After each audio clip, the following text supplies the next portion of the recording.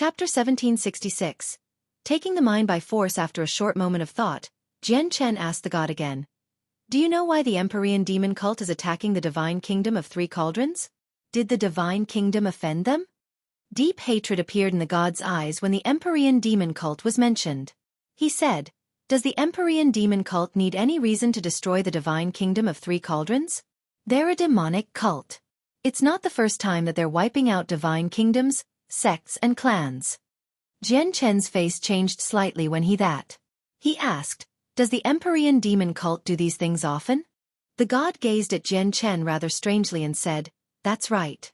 The Empyrean demon cult really does do things like that often. Don't you know, senior? Jian Chen became stern.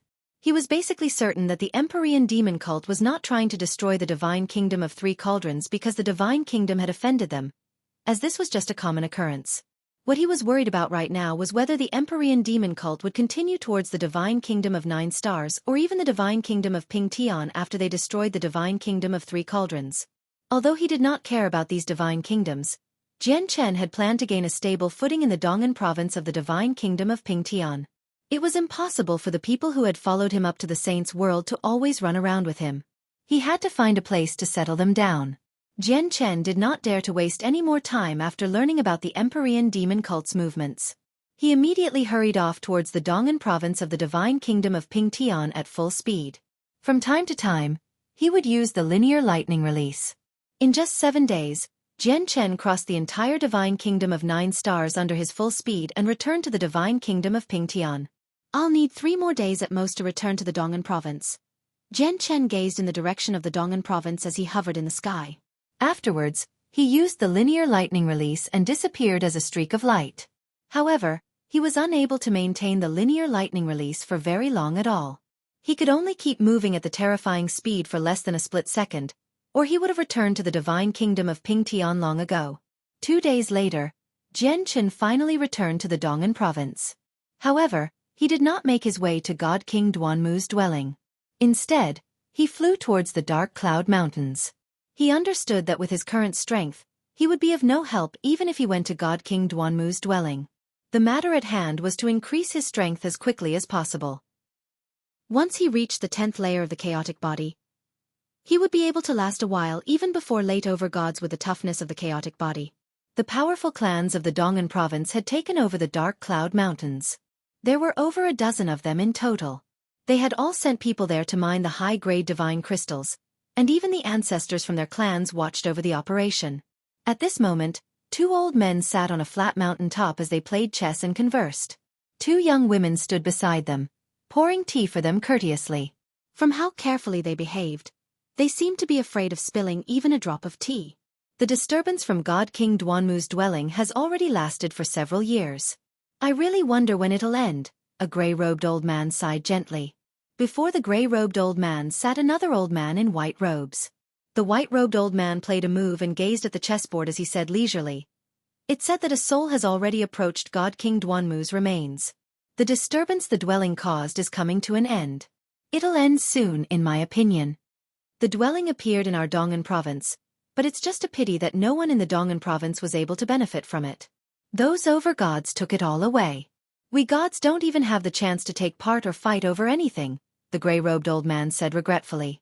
The white-robed old man chuckled. Being unable to take part is also good.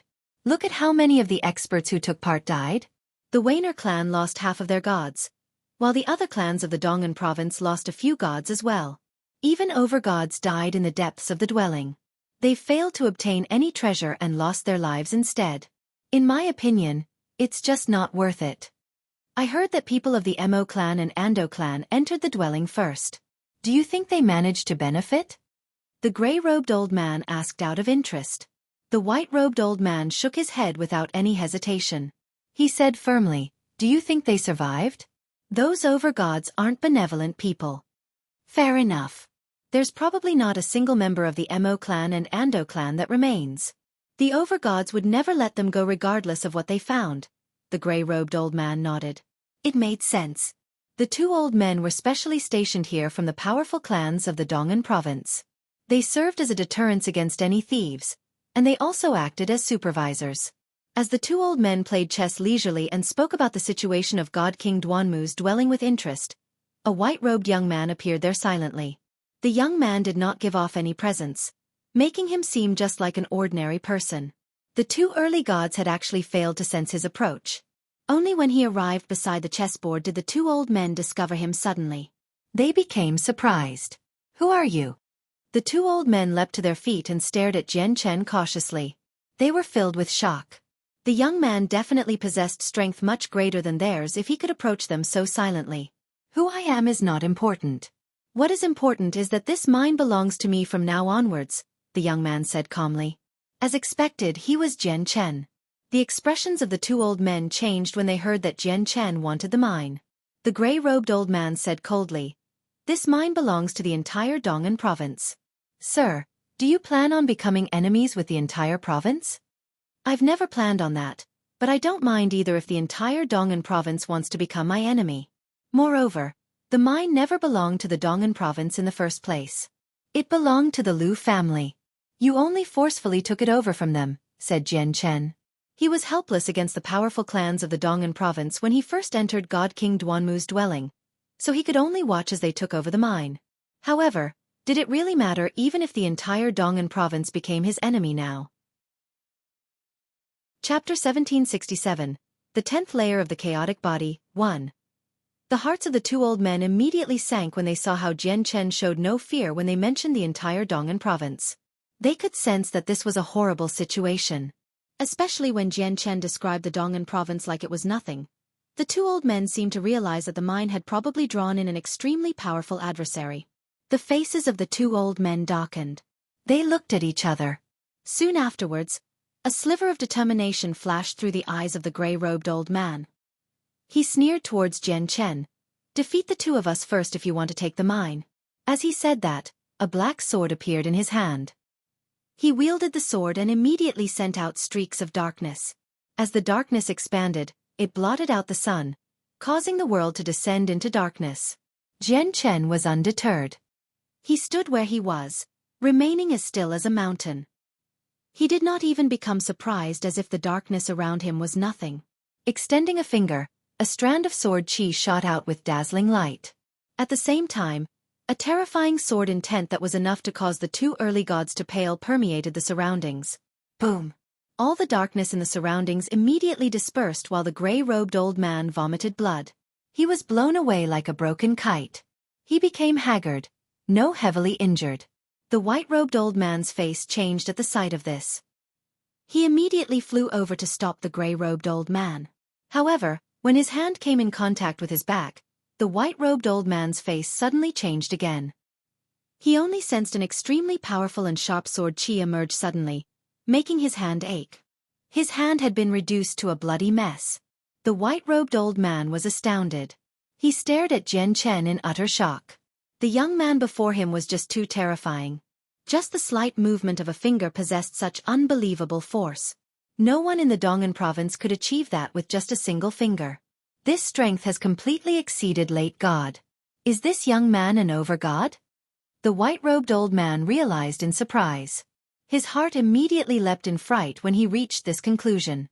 Without any hesitation, he fled with the gray-robed old man and also sent a message to all the people in the mine to leave as quickly as possible. Gods were equivalent to the ancestors of powerful clans in the Dong'an province. No one doubted people like that. All the miners immediately fled as quickly as possible when they received the message. An over-god has come to take over this mine. Everyone run. Flee. An over-god wants to kill us. If we don't run, we'll die. We'll be stuck here for all of eternity if we're a little slow. Immediately, panic-stricken cries rang out everywhere. The miners had all paled in fright as they fled even faster for their lives. Jian Chen calmly watched on from the top of the mountain. He did not stop them. Only when all the miners had fled did he reach the bottom of the mine gently. With a wave of his hand, the bright moon divine hall landed on the ground heavily with a thud. As the door to the divine hall slowly opened, Shen Jian emerged wearing black robes. Shen Jian had mostly healed up while Jian Chen was making his way back to the divine kingdom of Ping Tian from the divine kingdom of 9 stars. However, due to the heavy price he paid by consuming the fire cloud pill, his complexion was still sickly pale. Clearly, He had not completely recovered. Jian Chen could not help but praise the power of the 9 refined life-giving pill again when he saw how Shen Jian still had not fully recovered. He had also consumed the fire cloud pill and was supposed to pay the same price. He was supposed to be sapped as well, but not only had he healed from his wounds after consuming Tong Tian's pill, he had even recovered all of his vitality. Shen Jian, are you fine? Jian Chen asked Shen Jian in concern. Shen Jian looked around nonchalantly and said, "Cultivate without worry. Break through in the shortest amount of time possible. Leave the problem of safety to me. However, once overgods appear personally, you'll have to deal with them yourself." Jian Chen clasped his fist towards Shen Jian. After putting the divine hall away, he directly made his way towards the very depths of the mine. Jian Chen sat down in the depths of the mine and began to practice his cultivation method. The origin energy in the surroundings immediately surged over, forming wisps of mist that revolved around Jian Chen. Jian Chen seemed to become a bottomless hole as he devoured the pure origin energy in the surroundings rapidly. As he absorbed the energy, the high-grade divine crystals hidden within the rock immediately dulled, being reduced to simple stone. Jian Chen urgently needed to increase his strength. Even if it were simply too wasteful for him to cultivate using high-grade divine crystals, he had no other choice. Shen Jian sat down on the top of a mountain outside. He observed the abnormal movements of energy in the depths of the mine, and his face immediately changed. The cultivation method that Jian Chen practices really is impressive. It actually allows him to absorb origin energy so quickly, and he can even absorb the origin energy of the entire mine. This high-grade divine crystal mine is the lifeblood of those powerful clans in the Dong'an province. They'll never give up on it so easily. I wonder what they're going to do. As Jian Chen absorbed the high-grade divine crystals, the 2 supervising gods made their way back to the provincial city as quickly as well. They told all the powerful clans in the city about what had happened in the Dark Cloud Mountains without hiding any details at all. All the clans immediately became angered when they heard how the Dark Cloud Mountains had been taken away. The ancestors of over 10 powerful clans gathered together as they discussed how they were supposed to handle the situation with darkened faces. The powerful clans had begun to treat the mine in the Dark Cloud Mountains as their lifeblood long ago. This was because the mine was directly connected to the future developments and hopes of their clans. It was extremely important. By Xueqi, is that true? Was the person who took over the mountain range really an overgod? A red-robed middle-aged man asked in a firm voice. The white-robed old man did not dare to hesitate at all. He immediately stood up and answered, "I couldn't see through his strength, but he defeated the 2 of us with a casual strike. That's strength that has exceeded late god, so he must be an overgod. He also comprehended the laws of the sword." The red-robed middle-aged man was a late god, and he seemed to be close to becoming an overgod. He was one of the ancestors of the 3 most powerful clans in the Dong'an province, the Hua family. He comprehended the laws of fire. An overgod who has comprehended the laws of the sword? Are you talking about Ling Hogong from the sword-seeking province? The middle-aged man became extremely stern. Chapter 1768. The 10th layer of the chaotic body, 2. I've seen Ling Hogong before. He's not Ling Hogong. He doesn't even seem like a person from our divine kingdom of Pingtian, as aside from Ling Hogong, we don't have any other overgod who has also comprehended the laws of the sword, the white-robed old man said firmly. By Xueqi. Do you remember his appearance? This time, the person who spoke was an old man with a regular appearance. The presence he gave off had also reached late god. The white-robed old man nodded. He extended a finger and began to draw in the empty air. Using origin energy, he drew an image of Jian Chen very soon. I've never seen this person before. Even though I haven't seen all the overgods of our kingdom before, I've heard of a few of them, and there's definitely not a person like that. This person isn't from our divine kingdom of Pingtian. Looks like this person came from another divine kingdom. Humph. The overgods of other divine kingdoms actually wants to come here and throw their weight around. Do they really think that we don't have overgods in our divine kingdom?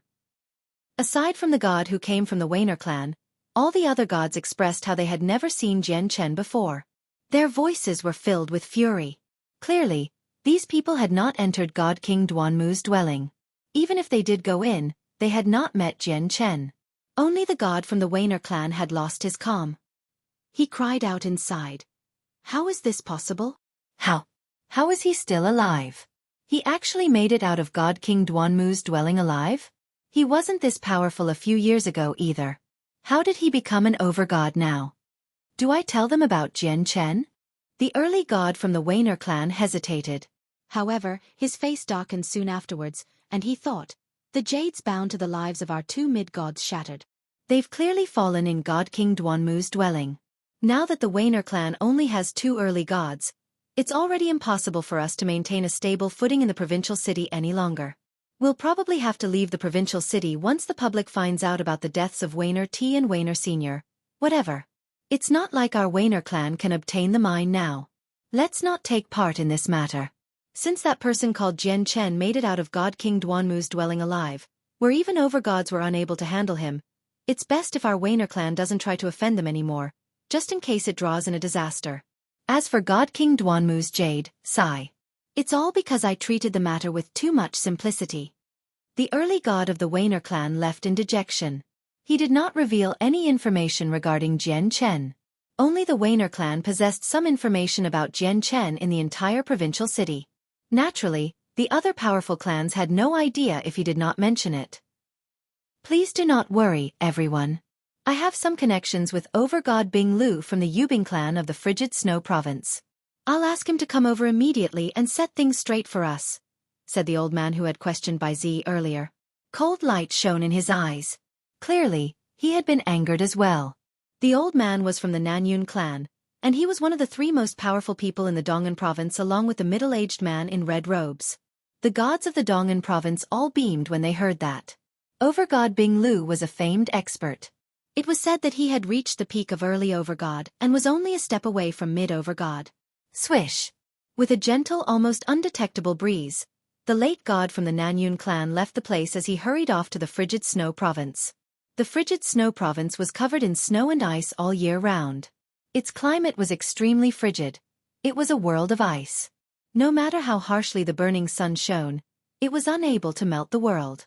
There was an extremely ancient legend about the Frigid Snow province. It was said that before the divine kingdom of Pingtian had been founded, a supreme primordial realm expert had come and a droplet of his frigid blood had fallen on the land, creating this special environment. It was said that the changes here had attracted many famous experts in the region. Even god kings had hurried over from afar to investigate the place, but they found nothing in the end. As time went on, the Frigid Snow province lost its mystique and faded out of public view. In the end, it became a part of the divine kingdom of Pingtian. The Frigid Snow province had now become the world of the Yubing clan, as they possessed an overgod. It was exactly because of their overgod that the Yubing clan was able to reign supreme in the entire province. An old man had appeared outside the entrance of the Yubing clan. He was the ancestor of the Nanyun clan who had hurried over from the Dong'an province. The ancestor of the Nanyun clan maintained an extremely low profile after his arrival. With a flip of his hand, an ancient jade appeared in his hand.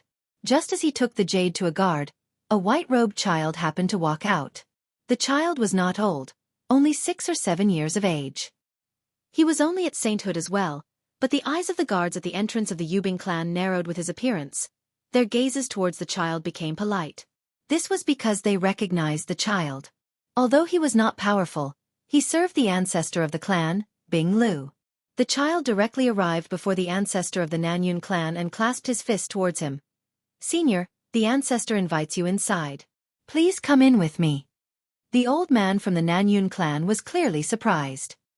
He thought to himself, I never thought that Bing Lu would know as soon as I arrived here. He even sent someone to receive me, which means he hasn't forgotten about the past at all.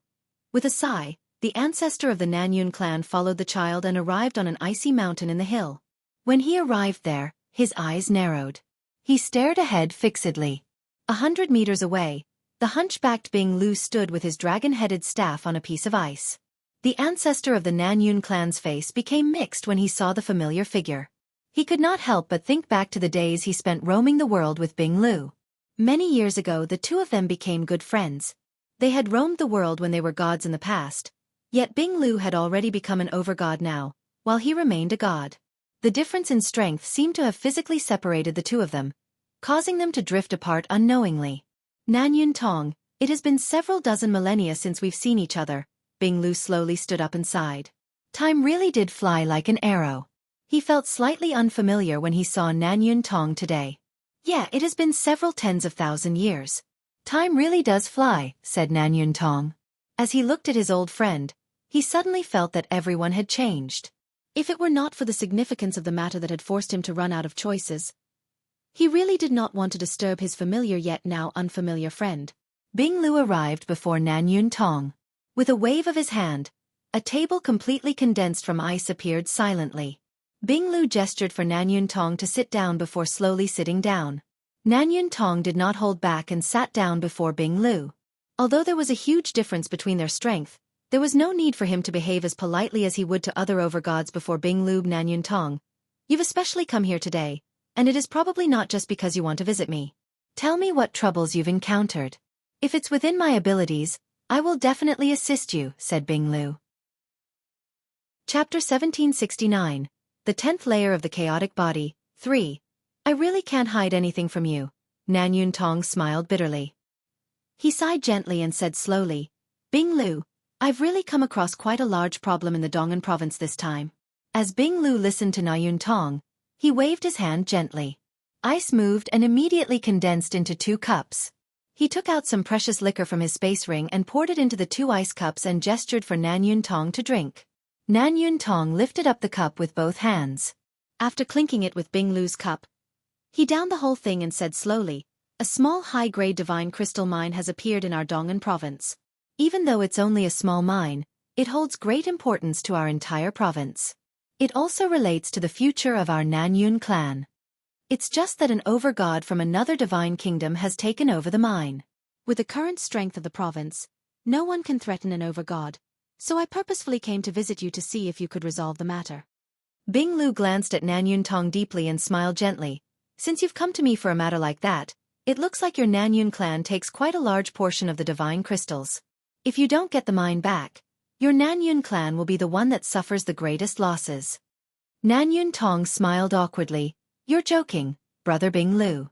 Right now, my Nan Yun clan, the Hua family, and the Dong family take 25% of all the divine crystals mined. The other 75% is split among the other clans. Nan Yun Tong paused there. Then he smiled deeply and continued, it's just that quite a few gods of the other clans in our provincial city have entered God King Duanmu's dwelling, but only a few have emerged. Aside from the god that our Nan Yun clan lost a few years ago, we haven't lost anyone else. Nan Yun Tong had asked for Bing Lu to take back the mine for the Dong'an province because he had already expected that the powerful clans would suffer heavy losses with the opening of God King Duanmu's dwelling. Many of them would even lose the right to remain in the provincial city, so how the divine crystals would be split would definitely be redecided. At that time, his Nan Yun clan could borrow Bing Lu to claim the largest share. Bing Lu nodded and said with ease, all right, I'll help you. Nan Yun Tong, I hope you can become an overgod soon. Nan Yun Tong immediately beamed with joy when he heard Bing Lu's reply. He seemed to think of something and added, all right, the overgod who took over the mine seems to have comprehended the laws of the sword. An overgod who has comprehended the laws of the sword? Nan Yun Tong would have been better off if he had not mentioned that. Bing Lu's eyes immediately narrowed when he heard these words. As an overgod, Bing Lu naturally had information that a god like Nan Yun Tong could not get his hands on. Someone like Nan Yun Tong would have only heard about a few overgods in the divine kingdom of Pingtian, while Bing Lu would know much more than the overgods in the entire divine kingdom. He would basically know all the overgods in the neighboring divine kingdoms as well. He also knew that aside from Ling Hogong and Jian Chen who he had worked with in God King Duanmu's dwelling, there were no other overgods who comprehended the laws of the sword. Nan Yun Tong, do you know what the overgod looks like? Bing Lu stared at Nan Yun Tong in interest. His leisurely appearance had vanished, and a smear of sternness appeared. Bing Lu's change stunned Nan Yun Tong. He suddenly had an extremely ill omen. However, he still did not hesitate. Through his fantastic memory, he drew the person drawn by Xueqi again. To no surprise, his drawing depicted Jian Chen. When Bing Lu saw that it was actually Jian Chen, his face immediately changed. He gently placed down the ice cup in his hands and sighed softly. Brother Bing Lu, do you know this person? Nan Yun Tong could not help but ask. Bing Lu responded after a while of silence. I do know this person. He was one of the people who entered the dwelling first with God King Duanmu's jade. He's extremely powerful. 2 early overgods died at his hands in the dwelling. Nanyun Tong revealed a rather ugly expression. He murmured. He was actually one of the people to enter the dwelling first? Was he the one who killed the gods from my Nanyun clan and the Hua family several years ago? Bing Lu stared at Nanyun Tong sternly and said, Nanyun Tong, considering that we once roamed the world together, I have to warn you to not offend this person. He is far more complicated than he seems. Not only is he extremely powerful, but there's also a supreme expert behind him as well. Bing Lu could not help but think of Fairy Hao Yu when he mentioned the supreme expert. Even when she was just a fragile soul, she was able to make it through the power of laws from God King Duanmu, who already had a foot planted in the primordial realm. That explained everything. It explained that Fairy Hao Yu was extremely powerful in her past life, and her comprehension of laws had surpassed God King Duanmu's. However, Bing Lu did not know that the young man with a fan who saved Jian Chen in the end came from an extremely great background as well. He actually possessed a God King as a personal guard. Nanyun Tong's face immediately changed when he heard Bing Lu's serious warning. Don't look into the death of your god anymore, and it's best if the clans in the Dong'an province stop fantasizing about the high-grade divine crystal mine. What he lacks the most right now is cultivation resources like divine crystals, continued Bing Lu. He was afraid that Nanyun Tong would offend Jian Chen. Several days later, Nanyun Tong returned to the Dong'an province. He did not tell everyone about his conversation with Bing Lu, nor did he give any detailed explanation. He directly announced that his Nanyun clan would give up on the mine in the Dark Cloud Mountains and would no longer take part in the matter. The departure of the Nanyun clan immediately caused quite a large disturbance in the provincial city. Although the Nanyun clan did not give any proper explanation, the other powerful clans in the provincial city were not stupid either. They could tell that they could not afford to provoke the over-god who had taken over the mine from the Nanyun clan's actions. The Hua family and the Dong family maintained their silence over the matter of the mountain range after the Nanyun clan announced that they were backing out. Even the three most powerful clans in the Dong'an province were unwilling to touch the Dark Cloud Mountains anymore, so the other clans in the provincial city naturally understood that they probably would not be able to get the mine back. Even though they all felt despaired, there was nothing they could do about it. It has been 3 months. Those clans in the provincial city still haven't moved, the black-clothed Shen Jian murmured as he sat on the peak of a mountain, gazing towards the provincial city. Now, it had already been 3 months since Jian Chen started cultivating. Shen Jian had always been waiting for the clans during that period of time, but it was evident that not a single soul from the provincial city had come. Many of the divine crystals deep underground had been reduced to regular stone after losing all their origin energy during Jian Chen's 3 months of cultivation. Chapter 1770. The 10th layer of the chaotic body, 4. In the depths of the mine, Jian Chen sat in the air as dense and pure origin energy gathered from the surroundings. It gathered so quickly that it basically surpassed Jian Chen's rate of absorption, causing the origin energy that condensed around Jian Chen to almost solidify. It had become a cocoon completely condensed from origin energy that enveloped Jian Chen. After all, Jian Chen currently resided within a high-grade divine crystal mine. There was an astronomical number of hidden high-grade divine crystals in the rock around him, making it equivalent to him sitting among divine crystals. The rate at which origin energy gathered over would obviously be shocking. Jian Chen was like a bottomless hole as he rapidly absorbed the pure origin energy in his surroundings. As tremendous quantities of origin energy were absorbed and then refined, his chaotic Niden swelled slowly at a visible rate. Even though the chaotic Niden grew at an extremely slow rate, only by a tiny portion each day, it was an unbelievable rate to Jian Chen who had possessed the chaotic body for so many years already. It was far, far faster compared to when he absorbed the energy of the Yin-Yang Saint Rock, or the power from the evil spirit. This was all due to the purity of the origin energy within the high-grade divine crystals he absorbed. Not only were they extremely easy to absorb, but refining the energy was much less arduous as well. It was exactly because of this that Jian Chen's chaotic Niden had grown from the size of a pigeon's egg to a chicken's egg in just 3 short months of cultivating here. At this rate, my chaotic Niden will probably reach the limits of the 9th layer in a year, Jian Chen thought. At the same time, he became slightly excitedly. He was eager for the 10th layer of the chaotic body. The 9th layer of the chaotic body only made his cultivation level equivalent to deities. Once he broke through to the 10th layer, his level of cultivation would directly reach gods. Although the 10th layer of the chaotic body would not be able to elevate his cultivation to over god, his battle prowess would rise tremendously. After all, Just the toughness of the chaotic body at the 10th layer would be able to endure attacks from gods. Even if he did not block or dodge, gods would not be able to harm him at all. The 10th layer of the chaotic body was simply too powerful. Even if regular gods launched full-powered attacks at Jian Chen, they would not be able to get through his skin. They could only draw blood if their attacks had surpassed the limits of what the chaotic body could endure. This was the advantage of the chaotic body. Any cultivator of the chaotic body could claim to be invincible among the same realm of cultivation.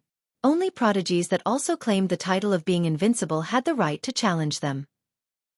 But even with that, the outcome would more often be the victory of the chaotic body than defeat. Of course, being invincible among the same level of cultivation was not actually being the strongest at the same level of cultivation. As long as they could defeat 99% of people at the same level of cultivation and challenge those at higher cultivation levels, they would earn the title of invincible. This was because there would be far too few opponents at the same level of cultivation as them. Even with an entire plane or major planet in perspective, there would only be a handful. Nothing happened as Jian Chen cultivated. The people of the Dong'an province did not come to disturb him, which slightly surprised Jian Chen. Naturally, Jian Chen did not know that the reason why he could cultivate in peace after taking over the mine was all because of what Bing Lu had told Nan Yun Tong. In the blink of an eye, another 15 months passed. Jian Chen had already been cultivating there for 1.5 years now. The chaotic Niden in his dantian had finally reached the size of a fist after the 1.5 years of cultivation. He had reached the limits of the 9th layer. During this period of time, he had been cultivating many times faster than he had ever cultivated on the Tianyuan continent. However, Jian Chen did not stop there. He continued to absorb the surrounding origin energy wildly. Finally, after another half a month, the amount of chaotic force he possessed exceeded what his chaotic Niden could possess. With a boom, surging chaotic force rampaged through Jian Chen's body violently and destructively. His body immediately began to tremble violently as he paled in that instance as well. His forehead became covered in cold sweat. Droplets of blood had even oozed out of his powers as they pulsed with energy, causing Jian Chen to become all bloodied. The cultivator of the chaotic body had to endure the excruciating pain of reforging the body every time they broke through. At the same time, the toughness of the body would leap up qualitatively with each breakthrough. Chaotic force was just too brutal. Without a tough body, it was impossible to endure the power of chaotic force, so with each breakthrough, the chaotic force would become more powerful and break the balance between the body. It would injure the body as it circulated. Hence, it brought on excruciating pain. Only when the chaotic body reached the same level as the chaotic force, becoming just as powerful, would the chaotic force no longer be able to harm the body as it circulated. Only then would the pain disappear. This was the weakness of the ordinary chaotic body. The possessor of the innate chaotic body would not have to endure the pain of reforging their body or the agony of shattering the chaotic Niden 18 times. Several days later, Jian Chen made his way out of the mine steadily in a new set of white robes. In the past year and a half, the mine had lost all of its divine crystals as well, being reduced to a regular mountain range.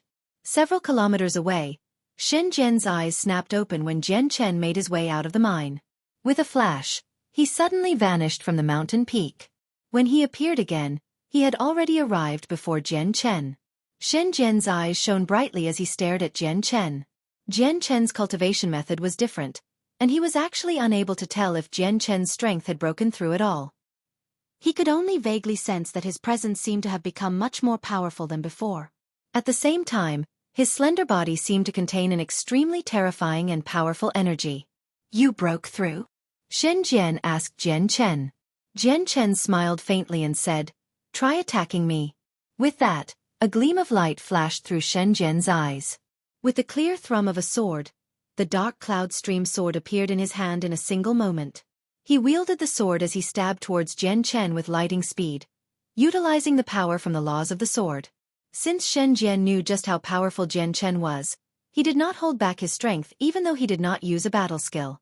With his late god level of comprehension and early god level of cultivation, his strike was no weaker than a mid-god's attack. It was even slightly stronger than attacks from regular mid-gods. This was because he comprehended the laws of the sword, which was known to be one of the most powerful offensive laws available. Chapter 1771. Separation. However, Jian Chen did not defend against Shen Jian's attack at all. He smiled as he stood there leisurely with his hands behind his back.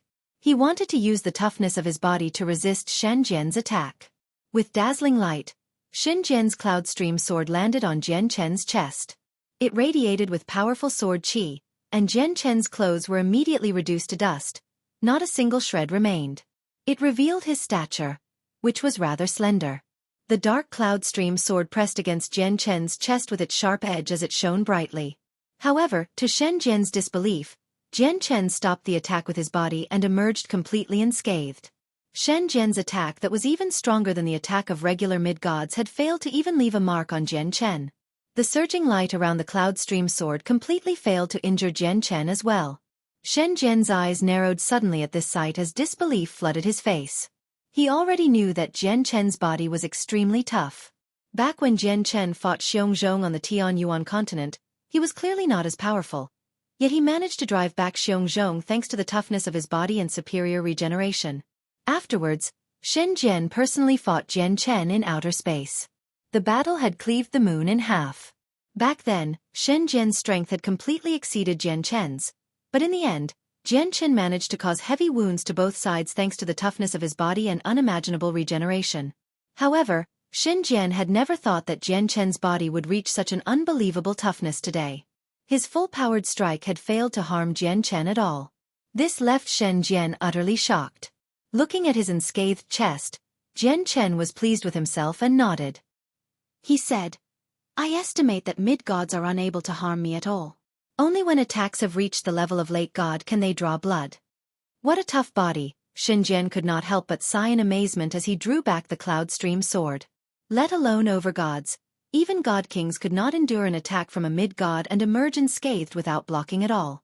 In fact, even some primordial realm experts might not be able to achieve that. Gods were unable to threaten overgods or god kings because the origin energy they possessed was far more powerful. Even the laws they had comprehended were more powerful. Overgods and god kings only needed to use origin energy or the power of laws to cast down a layer of defense, and gods would struggle to get through it. If they did not use origin energy or the laws and used their body instead, even god kings would probably end up having the sword driven through their entire body. Even some weaker primordial realm experts would not be able to endure an attack from a god. Of course, that was unless they practiced a cultivation method that forged the body, making their bodies extraordinarily tough. It was also exactly because of this that in both the Saints' world and on the Tianyuan continent, people who were clearly much weaker could kill a few heavily injured experts, even if the disparity in strength led to the weaker party being looked down upon as ants. It was exactly due to the fragility of their bodies. Once they lost their powerful cultivation, even the existences that they had treated as ants in the past could threaten their lives. However, Jian Chen's chaotic body was an exception. Even if he was heavily injured, even if he was unconscious, mid-gods would not be able to kill him thanks to the current toughness of his chaotic body. They would fail to even leave a mark on his body. I'm confident about facing late gods with my current strength. Even if I can't defeat them, I can last for quite a while with the recovery of my body and healing pills. The only pity is that my abilities with Radiant Saint Force have fallen behind, Jian Chen said confidently. His Radiant Saint Force remained at the 9th class, making it equivalent to Saint Emperor. However, his cultivation had already reached the level of gods. Class 9 Radiant Saint Force was unable to help him much anymore. Shen Jian nodded sympathetically. If your Radiant Saint Force can catch up to the strength of your body, your recovery rate will be even more impressive. Any wounds you receive will probably recover before you're able to receive a second wound. They won't be able to kill you unless they completely exceed you in strength. Alright, why can't you continue to progress with the cultivation of your Radiant Saint Force? Shen Jian asked again. He felt like the weakness of the Radiant Saint Force had become a flaw in Jian Chen's defenses. Jian Chen furrowed his brows as he sank into his thoughts. He said, "After I condensed my soul core with Radiant Saint Force, I've been unable to advance any further. I heard from Fairy Hao Yu in the past that once I condense the soul core, the 7-colored flower must bloom, and I must condense a soul tree. Making the 7-colored flower bloom and condensing a soul tree should be the upcoming cultivation levels for Radiant Saint Force. It's just that no one has ever reached such a level on the Tianyuan continent, and I've only learned a limited amount of information from Fairy Hao Yu, so I don't know what it's about." After a moment of silence, Shen Jian said, "I think you just lack the cultivation method for Radiant Saint Force. Your Radiant Saint Force will only continue to progress after you find the cultivation method." "That's what I was thinking too," Jian Chen agreed. Not only did he lack the further cultivation methods for Radiant Saint Force, but he also lacked the techniques and method to use Martial Soul Force. Nodding gently, Jian Chen stopped thinking about the matter. It was useless if he thought about it right now anyway. Soon afterwards, he waved his hand and 2 blocks of high-grade divine crystals suddenly appeared. They landed on the ground with heavy thuds. Jian Chen had directly taken out 2 of the 3 blocks of high-grade divine crystal he had obtained from the dwelling of God King Duanmu's disciple. He pointed towards the 2 blocks and said to Shen Jian, "I'm going to God King Duanmu's dwelling immediately, and I might be able to help Fairy Hao Yu in time. Shen Jian, take these 2 blocks. You can break them up in the royal city into mid-grade divine crystals for cultivation." A block of high-grade divine crystal was a meter in length, width, and depth, while a standard divine crystal was 1 centimeter in length, width, and depth. As a result, a block of divine crystal was equivalent to 1 million of the corresponding standard divine crystals. 2 blocks of high-grade divine crystals would be equivalent to 200 million standard mid-grade divine crystals. Shen Jian did not hold back. He put the 2 blocks away straightforwardly. He would probably be unable to reach mid-god if he directly absorbed the 2 blocks of high-grade divine crystals, but once he broke them up, it would be enough for him to reach late god. Afterwards, Jian Chen and Shen Jian decided to separate for the first time after coming to the Saints' World. Jian Chen directly headed off for God King Duanmu's dwelling while Shen Jian headed to the royal city with the 2 blocks of high-grade divine crystal. The 2 blocks of divine crystal were very valuable, but with Shen Jian's current strength, no one was able to threaten him unless he encountered overgods. Chapter 1772. Fairy Hao Yu recovers. The Dark Cloud Mountains were several million kilometers away from God King Duanmu's dwelling, but it was really nothing to Jian Chen. Before long, Jian Chen had crossed the distance and arrived outside God King Duanmu's dwelling. The entrance to the dwelling was opened up many years ago, so the dwelling that had been hidden away for countless years was now revealed before everyone. Anyone could enter and exit without obstructions. Originally, there was no origin energy in God King Duanmu's dwelling, but as the entrance was opened up, the space inside was reconnected with the outside world. All the dense origin energy in the outside world poured into the dwelling, causing it to become filled with origin energy. In the past, there was only radiant saint force inside. Jian Chen erased his presence and stood outside the dwelling with a low profile. He gazed around, observing the surroundings habitually. Although the God King's dwelling had been open for many years now, there were still many people gathered in the surroundings. These people ranged from the origin realm to gods. Without any exception, the people would glance towards the entrance from time to time, and even when they conversed with the people beside them, they would pay attention to the entrance. Jian Chen hovered in the sky. There were people all around him, and people would enter or leave the dwelling from time to time. As a result, his arrival was nothing special and did not catch anyone's attention. This was because people would constantly arrive or leave the dwelling. Jian Chen only glanced around out of habit, but his face changed very soon. Even though many people moved around, he could clearly sense that a few of the people who stood without moving seemed to be in positions that followed certain laws as if they stood in a tremendous formation. There's someone setting a trap here? Jian Chen was surprised inside. He carefully observed where the people were standing without his expression changing at all, and confirmed his thoughts even more.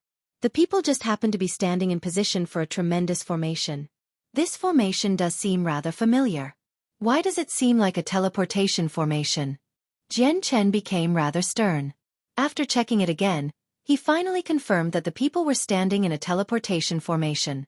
As he had studied the teleportation on the Tianyuan continent a little, he was able to recognize it very quickly even though he did not possess any mastery over formations. Someone is scheming against Fairy Hao Yu or the overgods in the dwelling. Once people enter the formation, they'll be sent to somewhere else. It'll be extremely dangerous, or even a zone of danger. Jian Chen's expression became ugly as he felt relieved that he had made it here in time. Otherwise, someone would probably ambush Fairy Hao Yu once she emerged from the dwelling. Fairy Hao Yu was very powerful in her former life, a primordial realm expert, but Jian Chen refused to believe that she could recover her peak strength from God King Duanmu's possessions alone. At the same time, over 30 overgods barraged the layer of power from laws in the depths of the dwelling. The layer of power was powerful, but it was only being worn away as it had no way to replenish itself.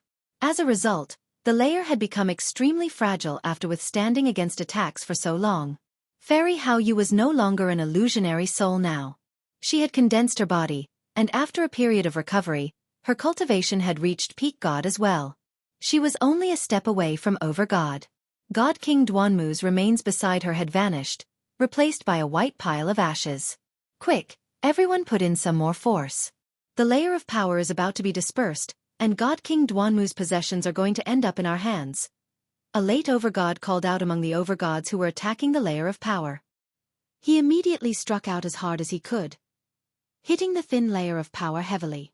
All the other over-gods gathered their energies as well and struck out with full force. Although Fairy Haoyu had taken away God King Duanmu's space ring, were they really supposed to fear a soul that had just condensed a body with so many people present? Boom! The layer of power finally collapsed after withstanding everyone's full-powered attacks, and it slowly dispersed, finally exposing Fairy Haoyu who had always been protected in there. As soon as the power of laws collapsed, late over-God Yang Kai turned into a blur and shot towards Fairy Haoyu as quickly as he could. His powerful hands directly reached towards the space ring in Fairy Haoyu's hands as his eyes burned with desire. Everyone present could sense that Fairy Haoyu was only a late god, so they did not take her too seriously. As soon as Yang Kai moved, the other late over-gods moved as well as they rushed towards Fairy Haoyu. They were no slower than Yang Kai. Behind them were the mid-over-gods, and there were even a few other early over-gods. They were slower so they fell behind. Even though they were not as powerful as the late over-gods right now, they felt no fear, deciding to take part in the fight for the space ring. Very few of them were bold enough to provoke late over-gods during other times, but they had all abandoned their fear now that God King Duanmu's treasures were presented before them. How dare you! At this moment, Fairy Haoyu's eyes snapped open from her seated position in the sky. She stared coldly at the fierce over-gods, and her face appeared dignified. At that moment, she seemed to have become a great god as if she could look down on everything like ants. Even her gaze towards the over-gods was as if she was looking at ants she could crush with a finger. The over-gods immediately shivered from her gaze. Even though Fairy Haoyu had not recovered, the dignified manner she possessed remained. With that, just a single glance was enough to cause the over-gods to experience chills.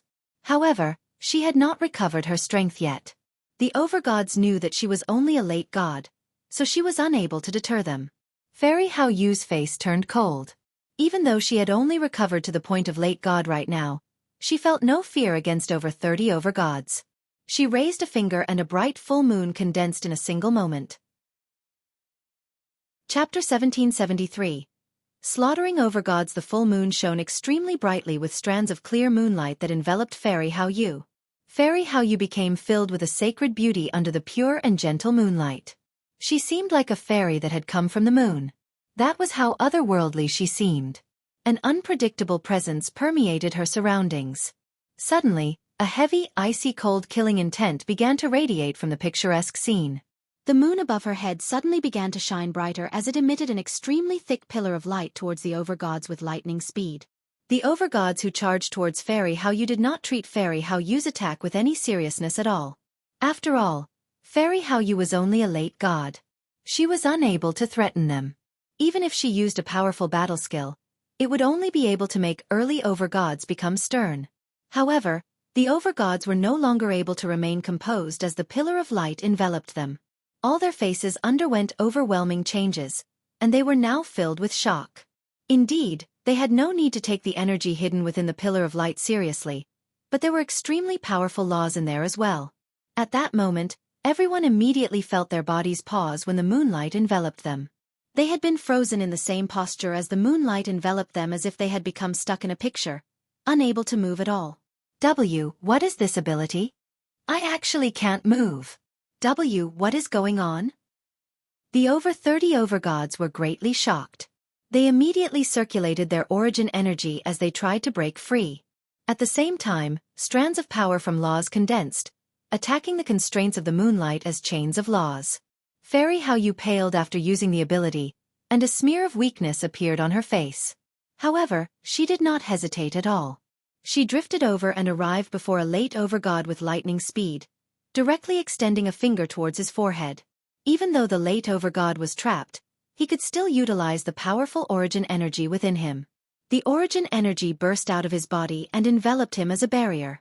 At the same time, He controlled his power of laws to attack Fairy Hao Yu.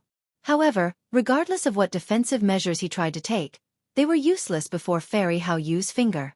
His power of laws dispersed while the origin energy around him collapsed.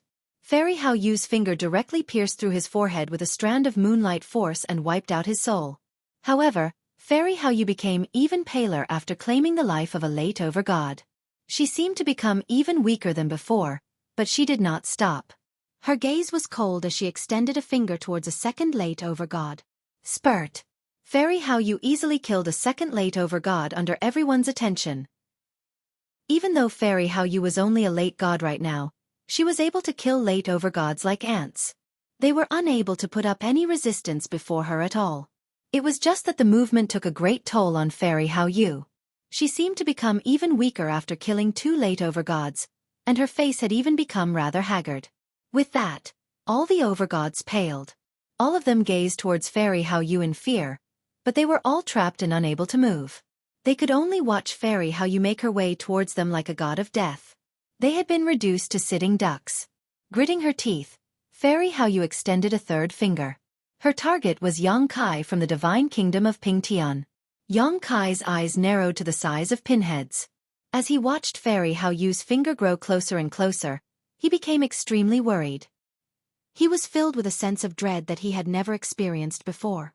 His body was trapped, and he was immobilized. Let alone fighting back, he was not even able to dodge.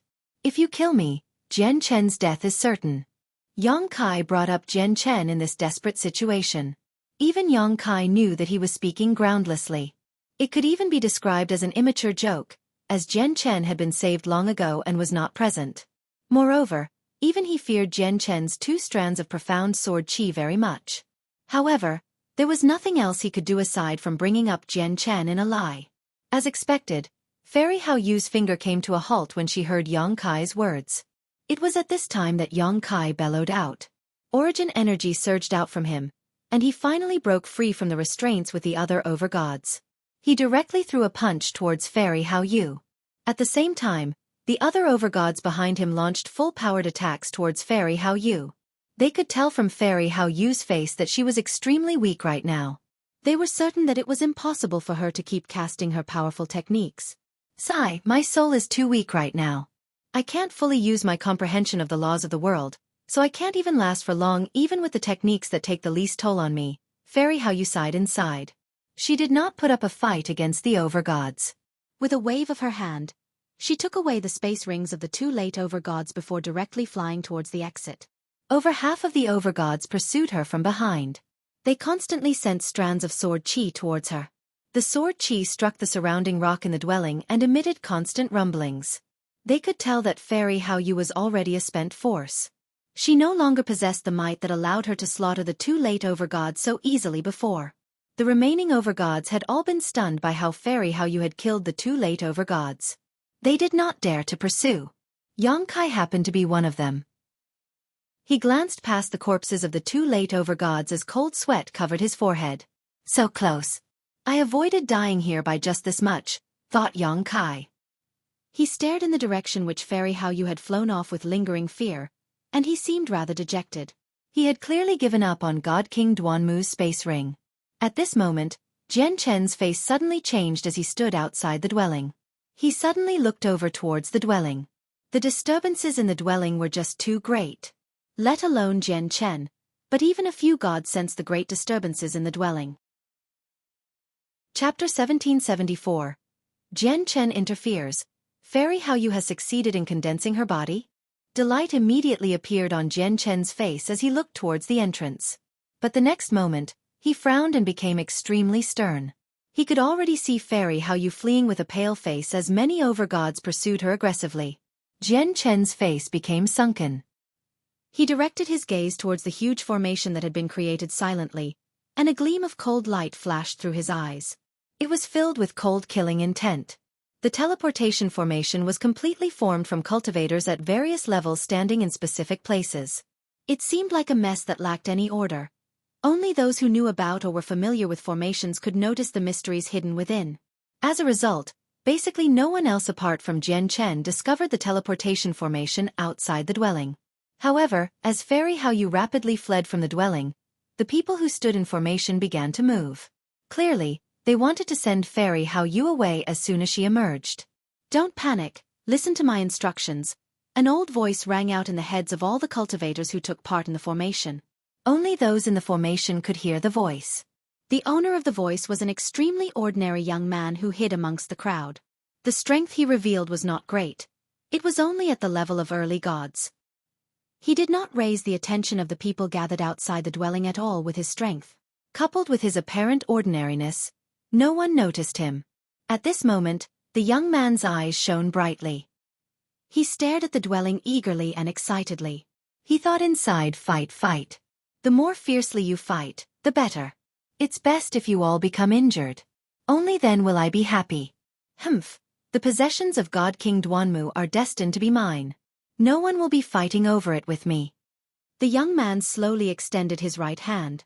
He held an 8 trigrams disc in his right hand, and a huge sleeve covered it. The rumbles from the dwelling became even more intense. Fairy Hao Yu rapidly approached the entrance. Right now, even the many gods and deities gathered outside the entrance could see her clearly.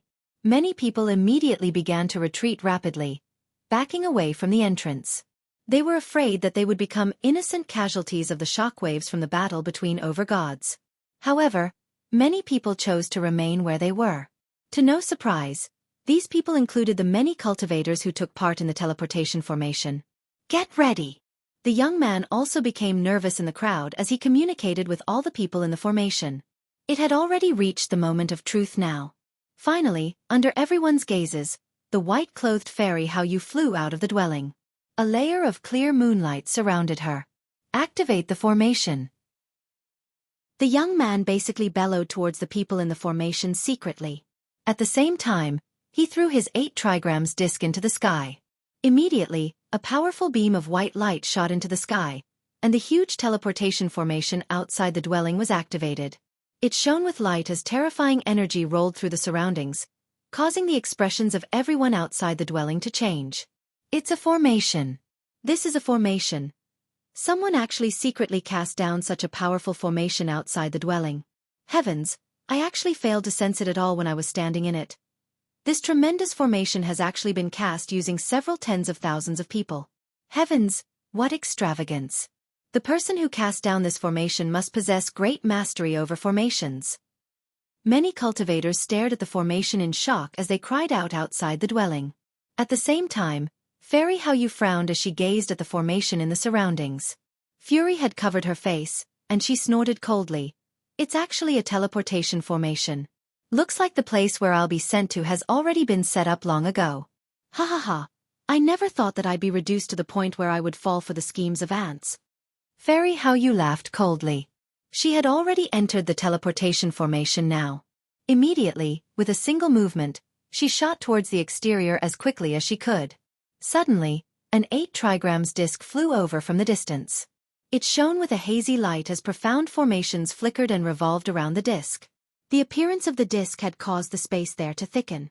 Space actually froze at a visible rate, suspending the origin energy there and disturbing the region of space. Fairy Hao Yu was affected as well. She moved extremely slowly as a mysterious power sealed up her surroundings. Fairy Hao Yu's eyes were cold. Even though she had fallen into a horrible situation, she did not panic. She remained as calm as she was normally. However, her pupils gradually whitened. They shone with pure white light like moonlight as if her pupils had become moons. Fairy Hao Yu's comprehension of laws in her former life had reached an extremely profound level. However, she still had not recovered her soul, so she was unable to use the power of laws from her peak condition. However, now that she had run out of choices, she was prepared to burn her soul again and use the power of laws from the primordial realm. At this moment, extremely powerful sword Qi soared into the sky outside the teleportation formation. Jian Chen, who had been hidden within the crowd all along, moved. Densely packed, raindrop-like specks of sword Qi gathered around him. Even though the sword Qi was weak and unable to harm over gods or even kill gods, it was fatal to deities and origin realm cultivators. Gods and deities took up a tiny portion among the several tens of thousand people who stood in the formation. Most of them were at the origin realm. Fairy Hao Yu could not help but become startled when she sensed the sword Qi suddenly appear. She quickly turned her head towards Jian Chen and immediately stopped burning her soul. She could not help but smile faintly. Jian Chen was stern as icy cold killing intent shone in his eyes. As he extended his finger, the countless strands of sword Qi around him immediately shot towards the people in the formation as a huge silver-white chain. Countless strands of sword Qi ripped through the sky as they shone with dazzling white light. From afar, it seemed like a waterfall that was extending and spreading across the sky, creating an extremely grand scene. Chapter 1775. Qianlong schemed. The young man that was hidden amongst the crowd and commanding all the cultivators almost leapt up when he saw Jian Chen's actions, as if Jian Chen had crossed his bottom line. His face completely sank and powerful killing intent and surging fury raged in his gaze towards Jian Chen. Jian Chen, if you dare ruin what I've set up, I'll never forgive you. The young man bellowed out as terrifying killing intent permeated his surroundings. He immediately charged over as quickly as he could in an attempt to stop Jian Chen's strands of sword Qi. As the young man charged towards Jian Chen, his presence steadily rose as well, and it instantly reached his limit.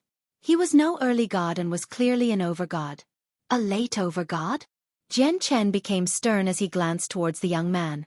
The sword Qi that shot towards the people in the formation moved even faster than before now. The young man charged over. He let loose a furious roar as his presence surged. He had reached his full speed, transforming into a streak of light. He wanted to use his body as a shield to block all the sword Qi. However, even with his strength at a late overgod, he was still a little slow. When he arrived before the dense cluster of sword Qi, a small portion had already approached the huge teleportation formation, heading towards the people in the formation. Immediately, miserable cries rang out. In the blink of an eye, several hundred origin realm cultivators and deities were riddled with holes. Sword Qi had even passed through the heads of a few people, wiping out their souls. Just this single attack claimed the lives of several hundred or even over 1,000 origin realm cultivators and deities. Blood splashed into the sky and fell, making it seem like it was raining blood. Swathes of lifeless corpses fell from the sky. Even though there were several tens of thousand people who took part in the formation was so detailed that the teleportation would fail even if a minute error occurred. The deaths of all the people directly damaged the teleportation formation severely, preventing it from continuing its operation. The huge teleportation gradually dimmed.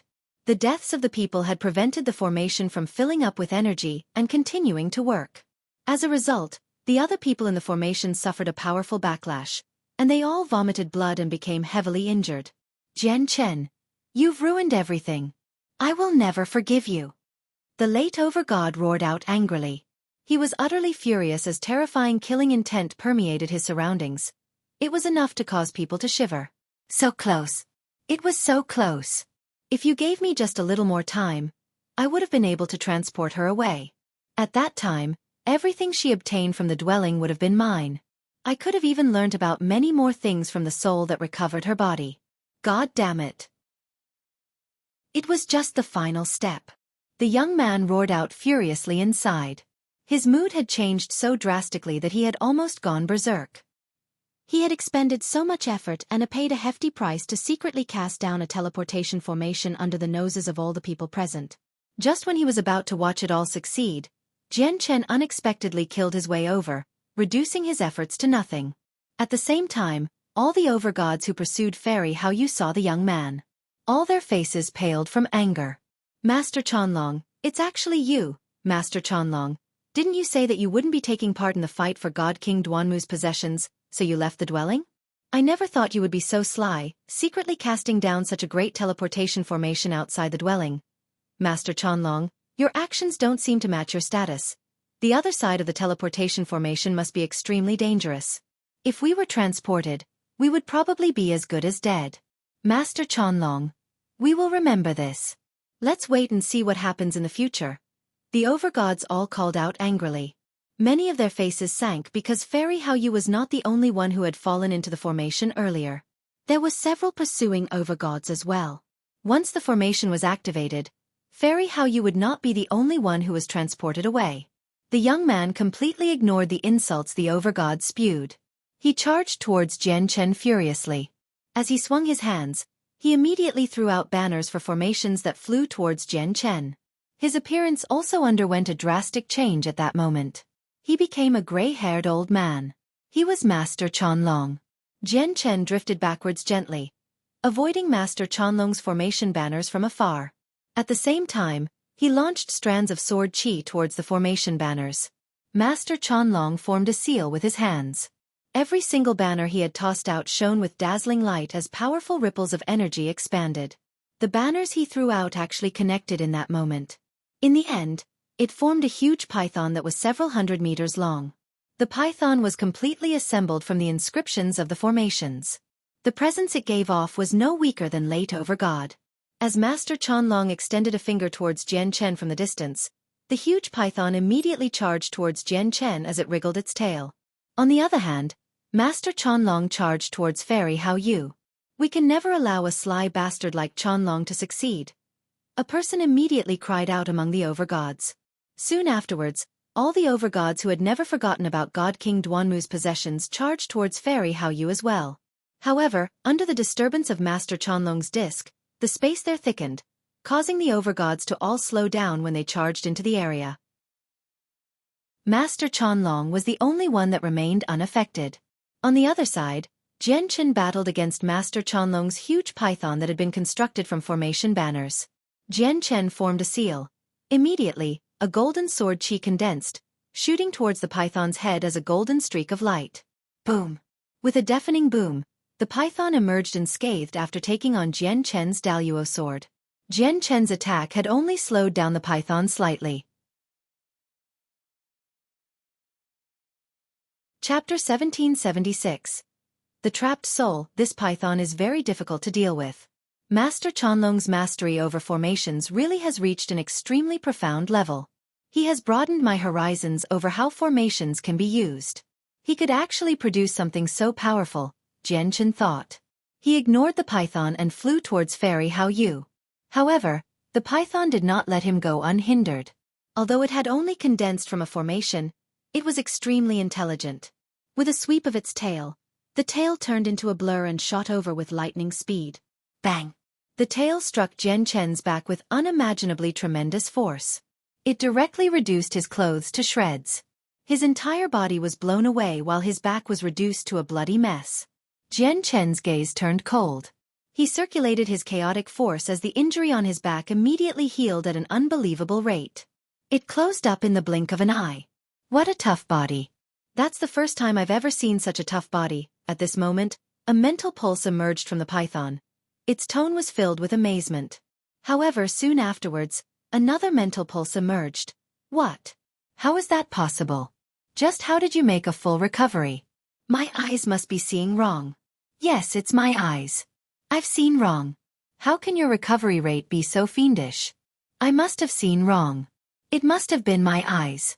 Sigh, I've already weakened to a point like this where I see illusions, and it was so realistic as well. Jian Chen's eyes narrowed.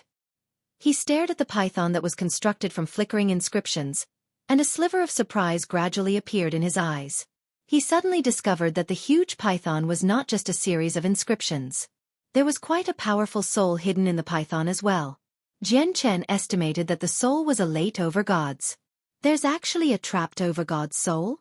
Jian Chen said in surprise. He could already tell that the late overgod's soul was trapped in the formation to strengthen the formation. At the same time, it seemed to have become the spirit of the formation. However, Jian Chen's words seemed to have offended the soul trapped within the formation. The trapped soul roared out. So what if I'm trapped? Kiddo, let me warn you. Don't look down on trapped souls. Even trapped souls have dignity. You're trapped within the formation, so you've become Master Qianlong's puppet. It must have been against your will to end up like this. Move. I don't want to fight you, Jian Chen said coldly. What? You're a brat who's still wet behind the ears, yet you want me to move? Humph. I'm not going to move. I'm going to stand in your way. What can you do about it? Come hit me if you have the ability. The soul caused a clamor cockily. On the other side, Fairy Hao Yu dodged Master Qianlong's attacks closely. She managed to avoid each attack by the skin of her teeth. She was in an extremely precarious situation. However, She was completely composed and did not become flustered at all. She was ready to burn her soul at any time. However, the price she would have to pay for burning her soul was extremely great. She really did not want to do so unless she ran out of choices. Jian Chen's face immediately turned cold when he saw the dangerous situation Fairy Hao Yu faced. With a thought, 2 strands of profound sword qi appeared above his head, and they radiated with powerful sword intent that even shocked overgods. As soon as Jian Chen's profound sword qi appeared, it attracted the attention of everyone present. At that moment, whether it was Master Chanlong or the other overgods who pursued Fairy Hao Yu, they all focused on Jian Chen. A sliver of fear appeared in their eyes as they became cautious. Every single overgod feared Jian Chen's profound sword qi, including late overgods. Although a single strand of profound sword qi was not enough to kill a single late overgod, it could still deal almost fatal damage to them. Brat. W, what is that? W, what are you trying to you? If you don't want to die, put that away. The soul within the formation stuttered slightly. Anyone could tell that he feared the profound sword qi too. After all, he was only a fragile soul now. He could only display the strength of a late overgod through the formations. Once he lost the formation, he would become extremely weak without a body. Cold light flickered through Jian Chen's eyes as he stared at the huge python that blocked his way. He was just about to shoot the first strand of profound sword qi. The soul controlled the huge formation that created the python. If it wanted to keep Jian Chen busy, Jian Chen really could not break free, so he could only use the profound sword qi. The trapped soul immediately became flustered, perhaps due to seeing the coldness in Jian Chen's eyes. He said, "DD, don't look at me like that. W, what are you trying to do? Don't shoot, don't shoot. Brother, please don't shoot. I'll let you through. I'll let you through, all right? If you're still unhappy, just direct it all towards Chanlong. Treat me as if I don't exist, like you hadn't seen me." The trapped soul immediately became cowardly before the terrifying power of the profound sword qi. It fled far away, no longer blocking Jian Chen's path. At this moment, Master Chanlong's palm struck Fairy Hao Yu in the distance. She vomited blood and became heavily injured. Jian Chen ignored the fleeing huge python. He glared at Master Chanlong, and without any hesitation, he immediately sent out his first strand of profound sword qi. Swish! The profound sword qi turned into a strand of silver-white light as it shot out with unbelievable speed. Even late overgods were unable to capture it with their naked eyes, forcing them to rely on the senses of their souls to follow its trajectory. Even late overgods were unable to dodge this attack that possessed such terrifying speed. They could only face it head-on. Master Chanlong had raised his guard against Jian Chen's profound sword qi long ago. The moment it shot out, Master Chanlong pulled back his 8 trigrams disc that influenced the space in the surroundings. The disc flickered with profound inscriptions as it turned into a huge shield before Master Chanlong. Boom! The profound sword qi struck the disc and emitted a great boom. A terrifying force emerged, which pushed the 8 trigrams disc into Master Chanlong's body. Spurt! Master Chanlong vomited blood as he was blown far away with his disc. The space immediately returned to its previous state without the disturbances caused by the 8 trigrams disc. Hao Yu and even the overgods recovered their speeds. At that moment, terrifying pressures permeated the surroundings. The overgods all attacked Fairy Hao Yu as chains of energy shot towards her. At the same time, they held treasures in their hands to prepare against Jian Chen's second strand of profound sword qi at any time. Fairy Hao Yu's body was not as tough as Jian Chen's. Moreover, Master Chanlong's palm strike had injured her, so she was now heavily injured. She was unable to dodge all the attacks from the overgods. After all, she was just a late god right now. Swish! With a flash of silver-white light, Jian Chen launched his second strand of profound sword qi. However, he did not target a single person within the group. Instead, he aimed at the attacks launched from all of them. Boom! Boom! Boom! Boom! With a string of rumbles, the profound sword qi directly tore through 10 attacks before dispersing. The chains of energies from 6 remaining mid-overgods continued towards Fairy Hao Yu aggressively. Chapter 1777. Escape. After using the 2 strands of profound sword qi, Jian Chen's power of the soul was completely drained.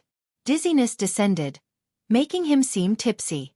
Jian Chen bit down on his tongue, and heart-wrenching pain immediately flooded out, causing his head to immediately quiver.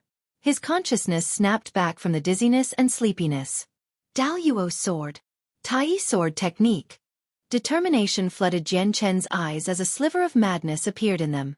He used his sword techniques as quickly as possible, sending out 2 strands of sword qi. Boom! Boom!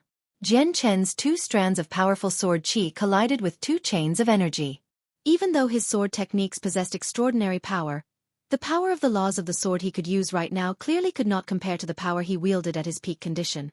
After all, the power of his soul had been completely drained. As a result, the sword qi was far weaker than usual. Jian Chen's 2 strands of sword qi dispersed, while the 2 chains of energy continued onwards without slowing down at all. They hurtled towards Jian Chen, only becoming much weaker. Jian Chen circulated chaotic force as he pushed the defenses of the chaotic body to the limit. He used his body to stand before the injured fairy Hao Yu. Along with an angry roar, he swung his fists toward the 2 chains of energy. Chaotic force surrounded the fists, radiating with a destructive presence. It was very difficult for him to use his laws of the sword at the level of Overgod now that the power of his soul was drained. He had blown up the flying snow sword as well, so the only weapon Jian Chen possessed right now were his fists. Using the twin swords before so many overgods was just asking for trouble. Although it was unlikely that overgods would recognize the twin swords, as even many god kings would not recognize them, he was afraid that the news would make it out and experts who did recognize the swords would get wind of it. Jian Chen struck the 2 chains of energy heavily with a boom. His body shook violently as his hands turned into bloody messes. They bled profusely. Jian Chen frowned from the intense pain. At that moment, he could feel that he had almost lost all sensation in his hand. Numbness accompanied the pain, and it even made him wonder if his arms remained or not. At the same time, the chains of energy from the 4 other mid-overgods landed on Jian Chen's body. He immediately vomited blood and was blown away. Behind Jian Chen was Fairy Hao Yu. He naturally struck her immediately, and the 2 of them basically stuck together as they were blown into the distance. Jian Chen could smell the special fragrance of a woman and some softness against his back, but he was in no position to think about these things right now. His face had paled, and he coughed up blood. He was heavily injured. His chaotic body was very powerful, but his opponents right now were mid-overgods, and there were over a dozen of them. Jian Chen did not possess any advantages in the laws of the sword before mid-overgods, and his personal cultivation was much weaker as well. He did not possess a weapon either. Aside from the toughness and regeneration of his chaotic body, he basically possessed no more advantages. Jian Chen, you clearly already made it out alive, so why did you return? Fairy Hao Yu's voice rang out in Jian Chen's head. Even though Fairy Hao Yu was heavily injured and basically in a hopeless situation, she remained extremely composed. She was not flustered at all, as if she did not realize just how hopeless the situation she faced was. What do you think? I've come back for you, or you probably would have fallen for Master Chanlong's trap already. You would have been sent to a place he has already prepared. Don't talk so much now. You go first. There are too many of them. I can't last for too long, Jian Chen said sternly. Afterwards, he pushed Fairy Hao Yu far away. At the same time, he swallowed a healing pill he had obtained from God King Duanmu's dwelling and rapidly circulated his chaotic body, healing as quickly as he could. Fairy Hao Yu watched Jian Chen push her far away with rather mixed emotions while he faced off over a dozen overgods. She sighed gently inside and immediately stopped. She quickly charged back towards Jian Chen. What are you coming back for? We're not their opponents. Jian Chen panicked when he saw Fairy Hao Yu actually return, and he called out with some frustration.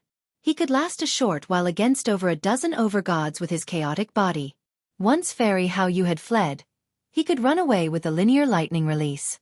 However, now that Fairy Hao Yu had returned, Jian Chen's plan for escape fell through. He was no longer able to use it. He did not feel confident about escaping from the overgods with Fairy Hao Yu at all. What do you think? I've come back to save you.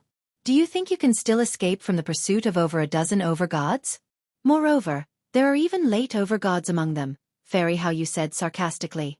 She quickly arrived before Jian Chen, and before he could react, her arm grabbed around Jian Chen's waist.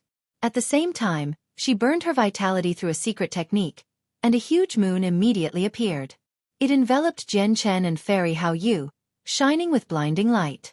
The light was so bright that no one dared to stare at it directly.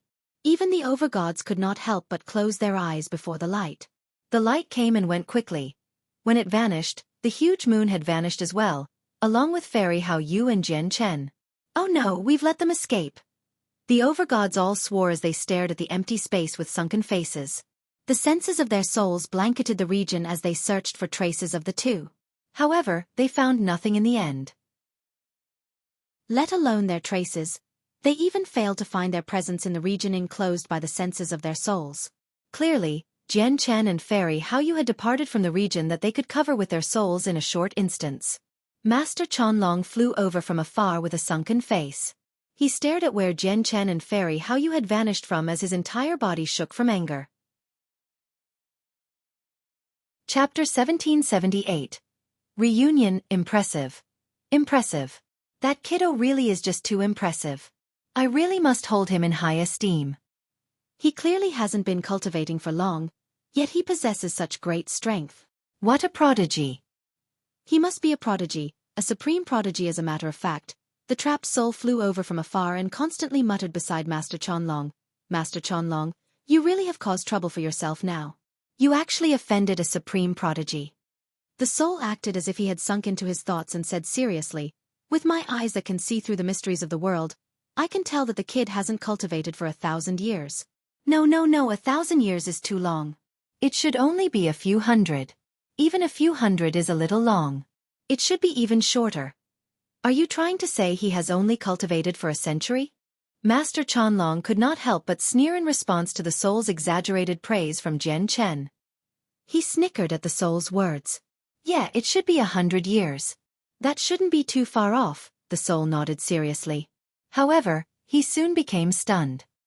He said in complete surprise, Qianlong, how did you know that the kid has only cultivated for 100 years? Can you see through the mysteries of the world like me?" Master Qianlong laughed scornfully. He no longer bothered with the trapped soul. His hand seals changed, and the huge python before him immediately turned into several formation banners, which he now clutched in his hand. "Qianlong, I haven't even told you yet. How did you know that kid has only been cultivating for 100 years? A mental pulse emerged from the formation banners. "Reaching over God in 100 years? Do you think I'm as easy to trick as a kid?" Master Qianlong sneered. He stared at the soul like it was an idiot check, and with a wave of his hand, he directly put the formation banners away in his space ring. Jian Chen and Fairy Hao Yu sat beneath a large tree in a mountain range that stretched for millions of kilometers. They had consumed healing pills, and were currently working on their wounds. Although Jian Chen had withstood the attacks from several mid-overgods, he used just 2 hours to make a full recovery thanks to the toughness of his chaotic body. Jian Chen opened his eyes after healing. He saw Fairy Hao Yu sitting nearby and knew that it was very difficult for her to achieve a full recovery without a few days to do so. As a result, he arrived somewhere nearby and took out the bright moon divine hall from his space ring. He entered it by himself. "Big brother, you've finally come to see us. We haven't seen you in so long. I miss you so much." A familiar voice rang out as soon as Jian Chen entered the bright moon divine hall. Xiao Ling in a white dress bounded over excitedly, and she tightly clung onto Jian Chen's arm. Jian Chen glanced over and discovered that everyone was not actually cultivating. They sat in a hall as they spoke with the people from the Mo clan and the Ando clan. However, everyone was looking at Jian Chen now. "Mu'er, you've reached late reciprocity?" Jian Chen's gaze landed on the purple-dressed Shangguan Mu'er first, and he immediately beamed. Shangguan Mu'er could not help but smile when she saw Jian Chen. She said, "You better look carefully. I'm not the only one who has reached peak reciprocity." Jian Chen immediately looked around carefully when he heard that and discovered that indeed, Shangguan Mu'er was not the only one who had reached peak reciprocity. Houston, Xiao Jin, Xiao Ling, the White Tiger, and the 7-colored heaven-devouring beast had all reached peak reciprocity. Although Rue Jin, He Yu, and Hong Lian had not reached peak reciprocity yet, they had reached early reciprocity. Even newbies, who always wore golden robes, had reached early reciprocity. Among the 5 people from the world of Forsaken Saints, Xiongzhong had reached peak reciprocity. The strengths of the 4 other returnants elders had increased drastically as well, reaching mid-reciprocity. Although it had not been very long since they came to the Saints' world, Everyone had progressed extremely quickly. It was something that was unimaginable if they remained in the lower world. Good, good, good. Looks like there are going to be godhood experts among the people from our lower world. Jian Chen was extremely pleased and could not help but laugh aloud. We're only able to cultivate so quickly because of Big Brother's divine crystals. Our cultivation speed would be far slower without them, said Xiao Jin. He had grown now that a few years had passed. He seemed around 8 or 9 now. Of course, that was not his actual age. It was just that he was a metal spirit, a natural spirit of the world, so his body grew extremely slowly. If it were not for how fragile this divine hall is, I could have reached godhood at any time, the white tiger said proudly. The laws of the world were the key to godhood, but he had already grasped them back on the Tianyuan continent. Houston also walked over. He stared at Jian Chen benevolently and said, Jian Chen, how's the situation outside? It's best if you find a time to let us all out. Quite a few of us have reached the limits of cultivating here. Continuing to cultivate would be pointless. At the same time, we need to comprehend the laws of the world to reach godhood. We can only become deities sooner outside. At that time, this old bag of bones will be able to help you out with your problems. Although it's very difficult for a deity to help, don't forget that I cultivate the Empyrean demon arts. Coupled with the Empyrean demon orb, I'll be able to share a part of your burden. Jian Chen laughed aloud. Uncle Xiao, just focus on your cultivation. Your current strength isn't much if you compare it to the saints' world as a whole, but it'll still be enough for you to gain a stable footing in the divine kingdom of Pingtian. You'll all be able to go outside and see the saints' world before long. Jian Chen also became filled with eagerness as he said that. He really could reign supreme in a region within the divine kingdom with his current strength. He planned on settling down in the Dong'an province with everyone once the matters of God King Duanmu's dwelling were resolved.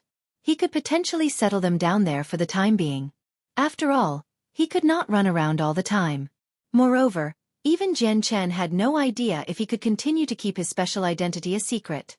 Once it was revealed, he was worried that he would become the public enemy of the saints' world. Afterwards, Jian Chen provided guidance to everyone's cultivation and shared his own personal experiences with cultivation and comprehending the laws of the world. He also searched through the space rings of the gods and overgods he had slain, removing some helpful cultivation methods, battle skills and so on. He handed it all over, hoping that it would be helpful to them. He did not let them out immediately, as he had just managed to escape from the hands of over a dozen overgods earlier. He had no idea whether the overgods would come looking for him. Right now, he still had not completely evaded danger, so letting them out now would be extremely inconvenient. This was because what he worried the most about was their breakthroughs being disturbed. If an overgod just happened to arrive when they were all breaking through, it would pose a great problem. Chapter 1779. Going separate ways in the blink of an eye, 3 days had already passed. Jian Chen's face suddenly changed as he was guiding everyone in the bright moon divine hall. After bidding farewell to them all, he directly left the divine hall and appeared in the outside world. Fairy Hao Yu's white clothes ruffled outside the bright moon divine hall. Her black hair draped down her back, and her face was flawless. She stood outside the divine hall indifferently as she gave off a sacred presence. She seemed just like an otherworldly goddess that had transcended mortal affairs. "You've fully recovered?" Jian Chen said indifferently as he calmly gazed at Fairy Hao Yu. Fairy Hao Yu stared at Jian Chen and did not reply immediately. However, after a moment of silence, she replied with the same type of calmness, "Yep. I've fully recovered, except I haven't fully recovered my strength. I've used up everything in Duanmu's space ring that would help me regain my strength and create my body.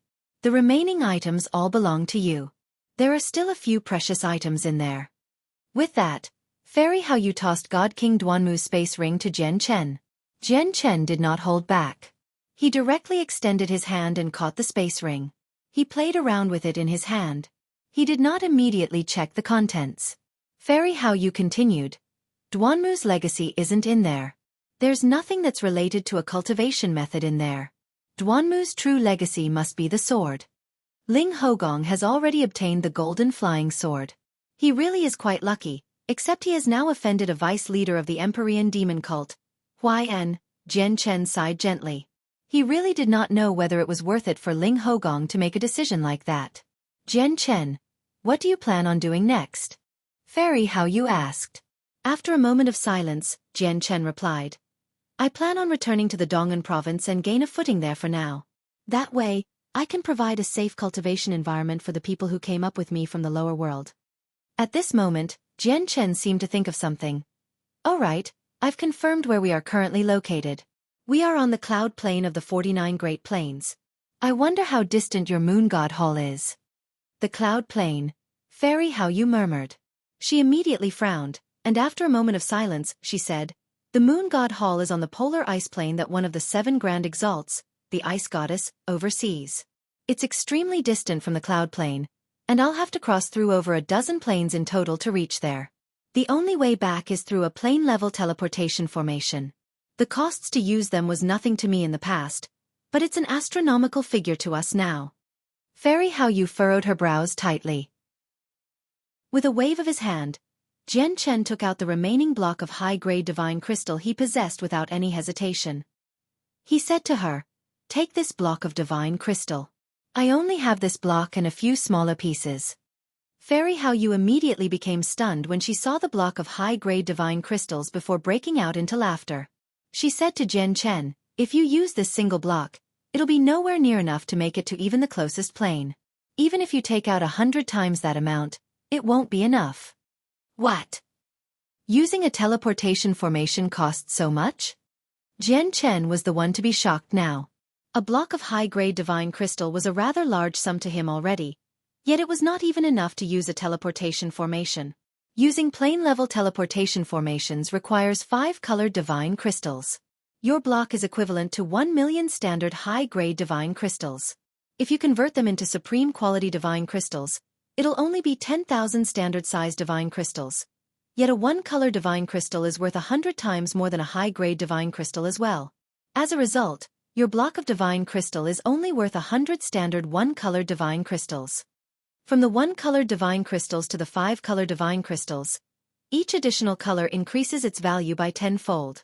Your block of divine crystal is worth a standard 3-color divine crystal. Jian Chen also frowned. Only now did he understand that it was actually so expensive to use a plane-level teleportation formation. Fairy Hao Yu also became worried. Only primordial realm experts possess colored divine crystals. Looks like I won't be able to return to the polar ice plane immediately. I wonder how my father is doing. Your worry is unneeded right now. Although I have no idea what your father is facing, you won't be of any help at all even if you hurry over immediately with your current strength, said Jian Chen. Fairy Hao Yu nodded. You're right. I am indeed too weak. I might even end up dead on the way back. My priority right now is to restore my strength. After making up her mind, Fairy Hao Yu's gaze became determined. At that moment, her presence underwent a tremendous change as well. Jian Chen's eyes narrowed as he stared at Fairy Hao Yu with some surprise. At that moment, he could suddenly feel a chilling presence from Fairy Hao Yu. It had even given him the impression that even though Fairy Hao Yu was only a late god, she could crush him like an ant, where he would not be able to fight back at all. She really is a primordial realm expert, Jian Chen thought as his gaze towards Fairy Hao Yu changed as well. I need to go restore my strength. Jian Chen, take this jade talisman with you. Whenever you encounter danger, just crush the talisman, and I'll head over as soon as possible. Of course, it's best that you use it after 5 years have passed from now. Fairy Hao Yu passed a pure white token to Jian Chen before directly leaving. She wanted to try her own luck to restore her strength back to her peak as soon as possible. Jian Chen watched Fairy Hao Yu leave. He finally looked at the token in his hand after she had completely left. The token was snow white and made from precious jade. A small moon was sculpted onto it. Jian Chen could sense an imprint of Fairy Hao Yu's soul within the small moon.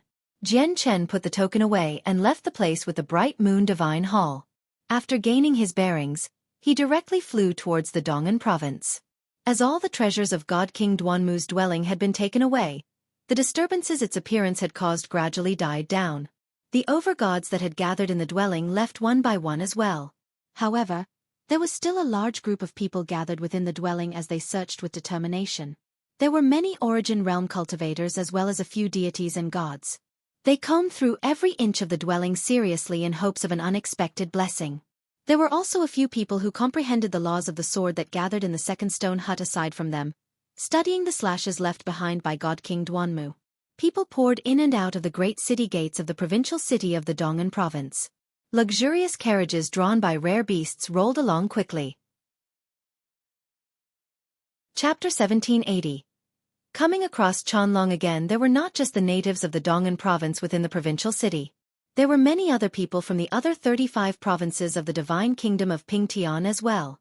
There were even a few merchants, adventurers, and so on from other divine kingdoms. With the great flow of people, the city was extremely busy. An ordinary young man who only seemed to be in his 20s made his way through the crowd. He followed the people into the city, wearing luxurious robes while maintaining a low profile. The young man's appearance was nothing special, and his strength was average. He was only at the peak of reciprocity. He was the type that could be found in large numbers within the Dong'an province. Stop. What's your name, and where do you come from? Why have you come to the provincial city? Just when the young man was about to enter the city, guards stopped him like everyone else and asked the same questions. I'm Yang Yutian. I come from the sword-seeking province. I've obviously come to the provincial city with plans of settling down. The young man clasped his hands and smiled indifferently. The guard who stopped Yang Yutian glanced at him. Seeing his luxurious robes, the guard determined that he must have possessed some background, so the guard immediately stopped blocking him. The guard smiled. Take this. This is your jade pendant for identification. Just pay 100 low-grade divine crystals, and you can enter. I hope you can settle down in the provincial city. Remember, don't forget to charge up your identification token. If you get caught by guards, don't blame me for not reminding you. Yang Yutian paid 100 low-grade divine crystals for the identification token. He discovered a number of 100 on the token. He could not help but smile when he read the explanation behind the token, and he said, it's 1 low-grade divine crystal per day in the provincial city. That means it's over 300 for a year. Once the number on the token reaches 0, the guards of the city will even capture you. Looks like not everyone can enter the provincial city. Just a single year costs over 300 low-grade divine crystals, and that's not including living expenses. You can't just cultivate on the streets in the provincial city, or the guards will capture you for that as well. But there's a large-scale energy-gathering formation in the city. The origin energy here is several times denser than the outside world. It really will be much faster cultivating here than outside. Yang Yutian strolled through the streets aimlessly as he murmured to himself. He was clearly Jian Chen who had changed his appearance. Jian Chen was in no hurry to reveal himself within the provincial city. Instead, he silently entered the place to check on the situation. He and Fairy Hao Yu had benefited the most from God King Duanmu's dwelling. At the same time, they basically offended all the overgods who had gathered there.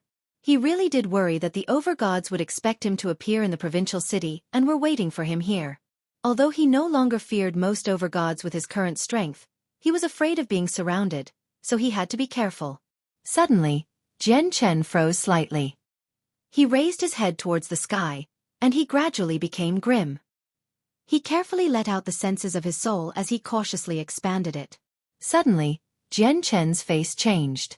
Without any hesitation, he immediately flew towards outside the city. At the same time, the space pulsed gently. A huge formation hidden there appeared in an instant, releasing extremely powerful pulses of energy. It enveloped the entire provincial city. Linear lightning release. Jian Chen formed a seal with his hand, and he turned into a bolt of lightning. Just when the formation was about to envelope the entire provincial city, he escaped by a hair's breadth and avoided the trap. You really have come to the provincial city. Where do you think you're going? You're staying right here. Master Qianlong suddenly appeared in the sky above the city. His expression was rather strange. He was filled with excitement as he pursued Jian Chen with his full speed. At this moment, the formation that Master Qianlong set up earlier had engulfed the city. It was an extremely powerful trapping formation, preventing anyone in the city from leaving the place. The presence of several dozen gods appeared at virtually the same time across the entire city when the formation engulfed the entire place. Whether it was the people from the powerful clans or the gods from other places, they all roared out angrily as they charged towards the sky. They directly attacked the formation over the city. Who is it? Who is bold enough to seal up the entire provincial city? The provincial city is the capital of one of the 36 provinces of the divine kingdom of Pingtian. Are you not afraid of the divine king's rage, sir? The ancestors of the powerful clans all bellowed out. All their faces had sunken. However, Master Chanlong had already shot off into the distance in pursuit of Jian Chen, leaving behind no trace. Jian Chen hovered in the sky with a cold expression 1,000,000 kilometers away from the city as he stared coldly as Master Chanlong. He had only used the linear lightning release earlier to escape from the formation. After all, Master Chanlong's skill with formations was so great that even late overgods would struggle to smash through them. Once he became trapped in the formation, he would be forced into an extremely bad position. Jian Chen, why aren't you running anymore? Go on, keep fleeing. Master Chanlong smiled at Jian Chen with his 8 trigrams disc in hand, acting like Jian Chen was done for today. At the same time, he was secretly surprised by the accuracy of the trapped soul's prediction. It had actually predicted that Jian Chen would appear in the provincial city. Master Chanlong, do you want what I obtained from God King Duanmu's dwelling? Jian Chen stared at the dignified, sage-like Master Chanlong. Master Chanlong immediately stopped smiling when he heard that. Cold killing intent appeared in his eyes, and he said, "That's only the first matter. You ruined my plans, so how can I spare you? Do you really think you can kill me just by yourself, even if you're a late overgod?" Jian Chen said coldly. "Do you really think you can act as you please before me with your 2 strands of powerful sword qi?" Master Chanlong growled. With a wave of his hand, he immediately tossed out a few formation banners. As his hand seals changed, the banners joined together. In the blink of an eye, it reassembled into a huge python again. Kid, you're actually here too. To no surprise, the trapped soul remained within the huge python. He saw that it was Jian Chen with a single glance and spoke in surprise.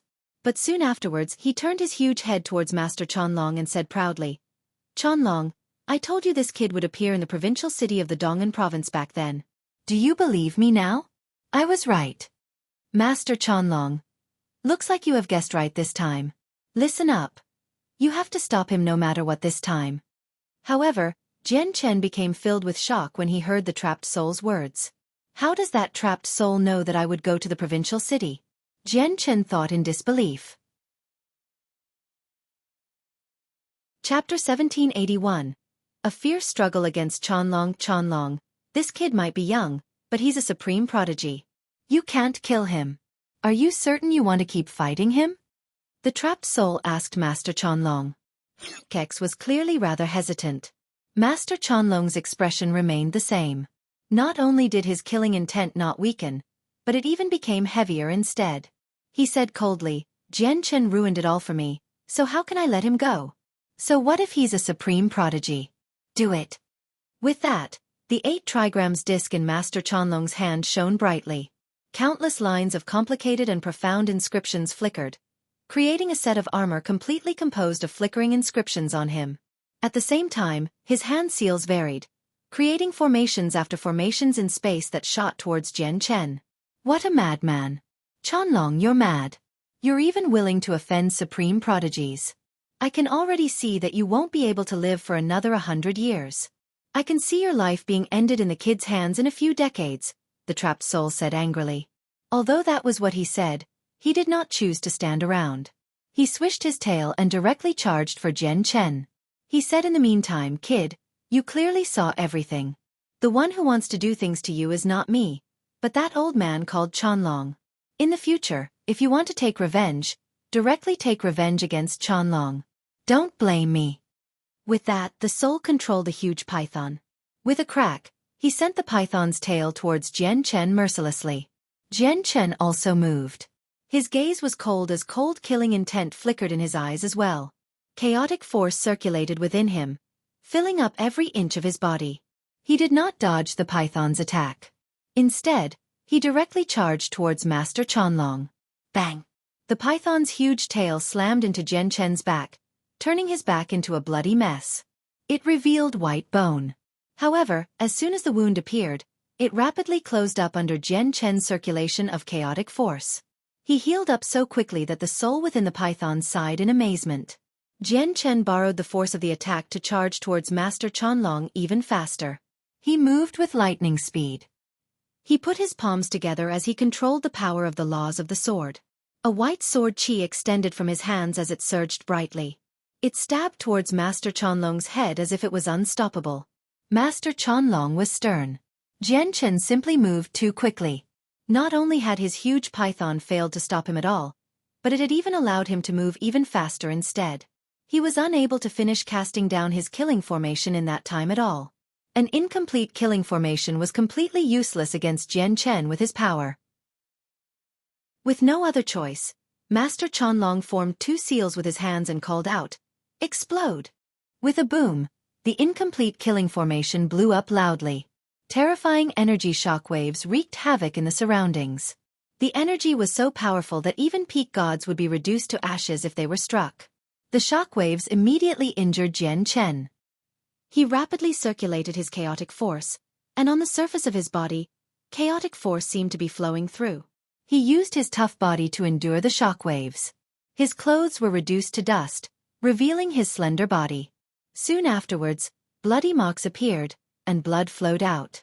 However, in the next moment, all the wounds closed up at a visible rate. Linear lightning release. Jian Chen suddenly formed a hand seal amidst the violent energy. As the seal was completed, the blown-back Jian Chen turned into a bolt of lightning. He seemed to have become an extremely large sword, shooting towards Master Chanlong with unbelievable speed. Bang! Jian Chen used the linear lightning release to stab Master Chanlong with his own body. The armor from the inscriptions of Master Chanlong's 8 trigrams disc immediately dulled while the terrifying force launched him far away. Although Master Chanlong was a late-over god, he mainly focused on formations. Open battles were his weakness. Now that he faced Jian Chen, he was unable to use his formations immediately, so he immediately fell into a disadvantaged position.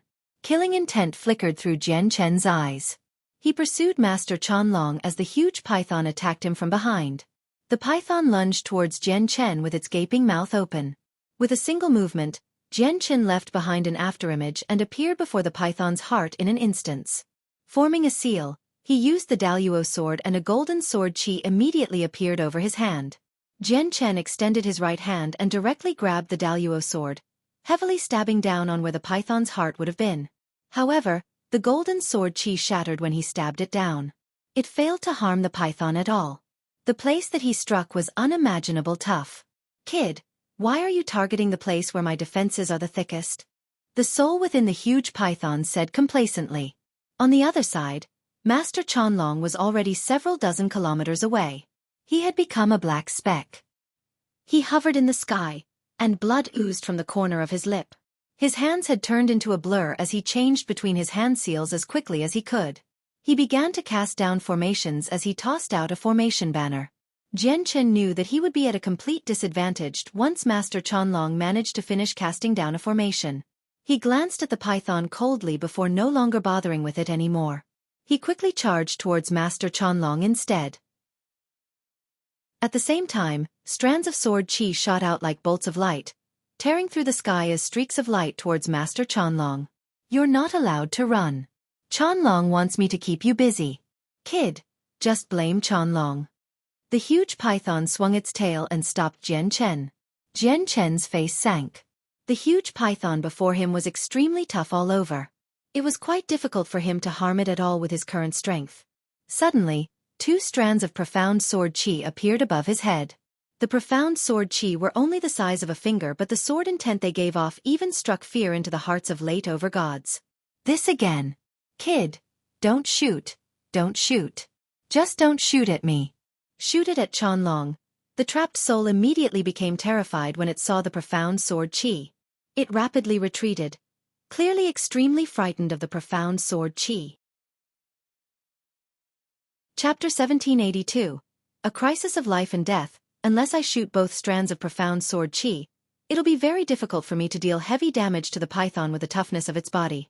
However, the trapped soul seems to fear my profound sword chi very much. Jian Chen immediately thought of this when he saw the soul's reaction. Just like last time, he struggled to damage the python in an open battle, but the soul became extremely frightened as soon as the profound sword chi appeared. Even though he knew that Jian Chen would struggle to injure him with just a single strand of profound sword chi, he was still terrified. "If you keep standing in my way, I'm not going to hold back," Jian Chen said coldly. His 2 strands of profound sword chi were extremely valuable. If he could scare away the python, he would rather not use them. I'll move, I'll move. The trapped soul controlled the python to move far away as it looked towards Jian Chen with fear. However, upon closer inspection, it was quite obvious that it did not fear Jian Chen. Instead, it feared the 2 strands of profound sword qi above Jian Chen's head. Jian Chen ignored the soul and charged towards Master Chanlong, who was casting down formations. His gaze was icy cold as he shot over as a streak of light. Killing intent surged from him, and he launched the 2 strands of profound sword qi at the same time. Swish! Swish! The 2 strands of profound sword qi whistled through the air gently as they shot towards Master Chanlong with unbelievable speed. Master Chanlong had understood the power of the profound sword qi long ago, so he immediately used his 8 trigrams to block it. At the same time, he completed the final line of inscriptions and bellowed out. The formation suddenly activated, surrounding a region of 100 kilometers. Boom! At the same time, the profound sword qi flew over with unbelievable speed, slamming into Master Chanlong's 8 trigrams disc. The inscriptions on the 8 trigrams disc flickered and dulled. The disc was pushed back and immediately slammed into Master Chanlong's body, shattering the layer of protective inscriptions on him. Master Chanlong paled, but before he had time to catch his breath, the second strand of profound sword qi struck his 8 trigrams disc heavily. The inscriptions on the disc were all reduced to nothingness after taking on 2 consecutive profound sword qi. The entire disc faded and lost all its color before slamming into Master Chanlong again from the great force. Spurt! Master Chanlong vomited blood as he was blown away like a broken kite. He was powerful, but his body was nowhere near as tough as Jian Chen's. After the disc struck him twice, he became extremely injured. The second strike caused an especially great amount of damage. Not only had all his organs and bones been reduced to mush from the terrifying force, but blood oozed out from his pores, dyeing him red.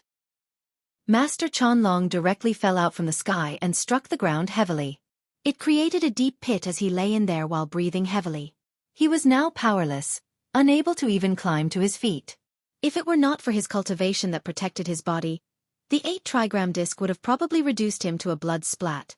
After all, he had not been struck by regular attacks but the god-tier sword technique, the profound sword qi. More importantly, it was a sword technique that had reached the apex of god tier. Even with Jian Chen's current strength, he was unable to display the full might of the profound sword qi. However, it was more than enough to deal with over gods, particularly when he used 2 strands at the same time. Now, Jian Chen had entered the formation space. He had been taken to a fire-red world that was filled with terrifying heat. It was even enough to burn the air. There were endless chains of volcanoes and pools of magma below him. The volcanoes all spat out fire. It was not ordinary fire, but fire with the power of laws condensed from the laws of fire. The laws had reached the level of over-gods. Even the pools of magma were filled with the power of the laws of fire. Even gods would be burnt to a crisp if they fell into these pools. Jian Chen became rather stern. Master Chanlong was not skilled in open battle, but he possessed great mastery over formations.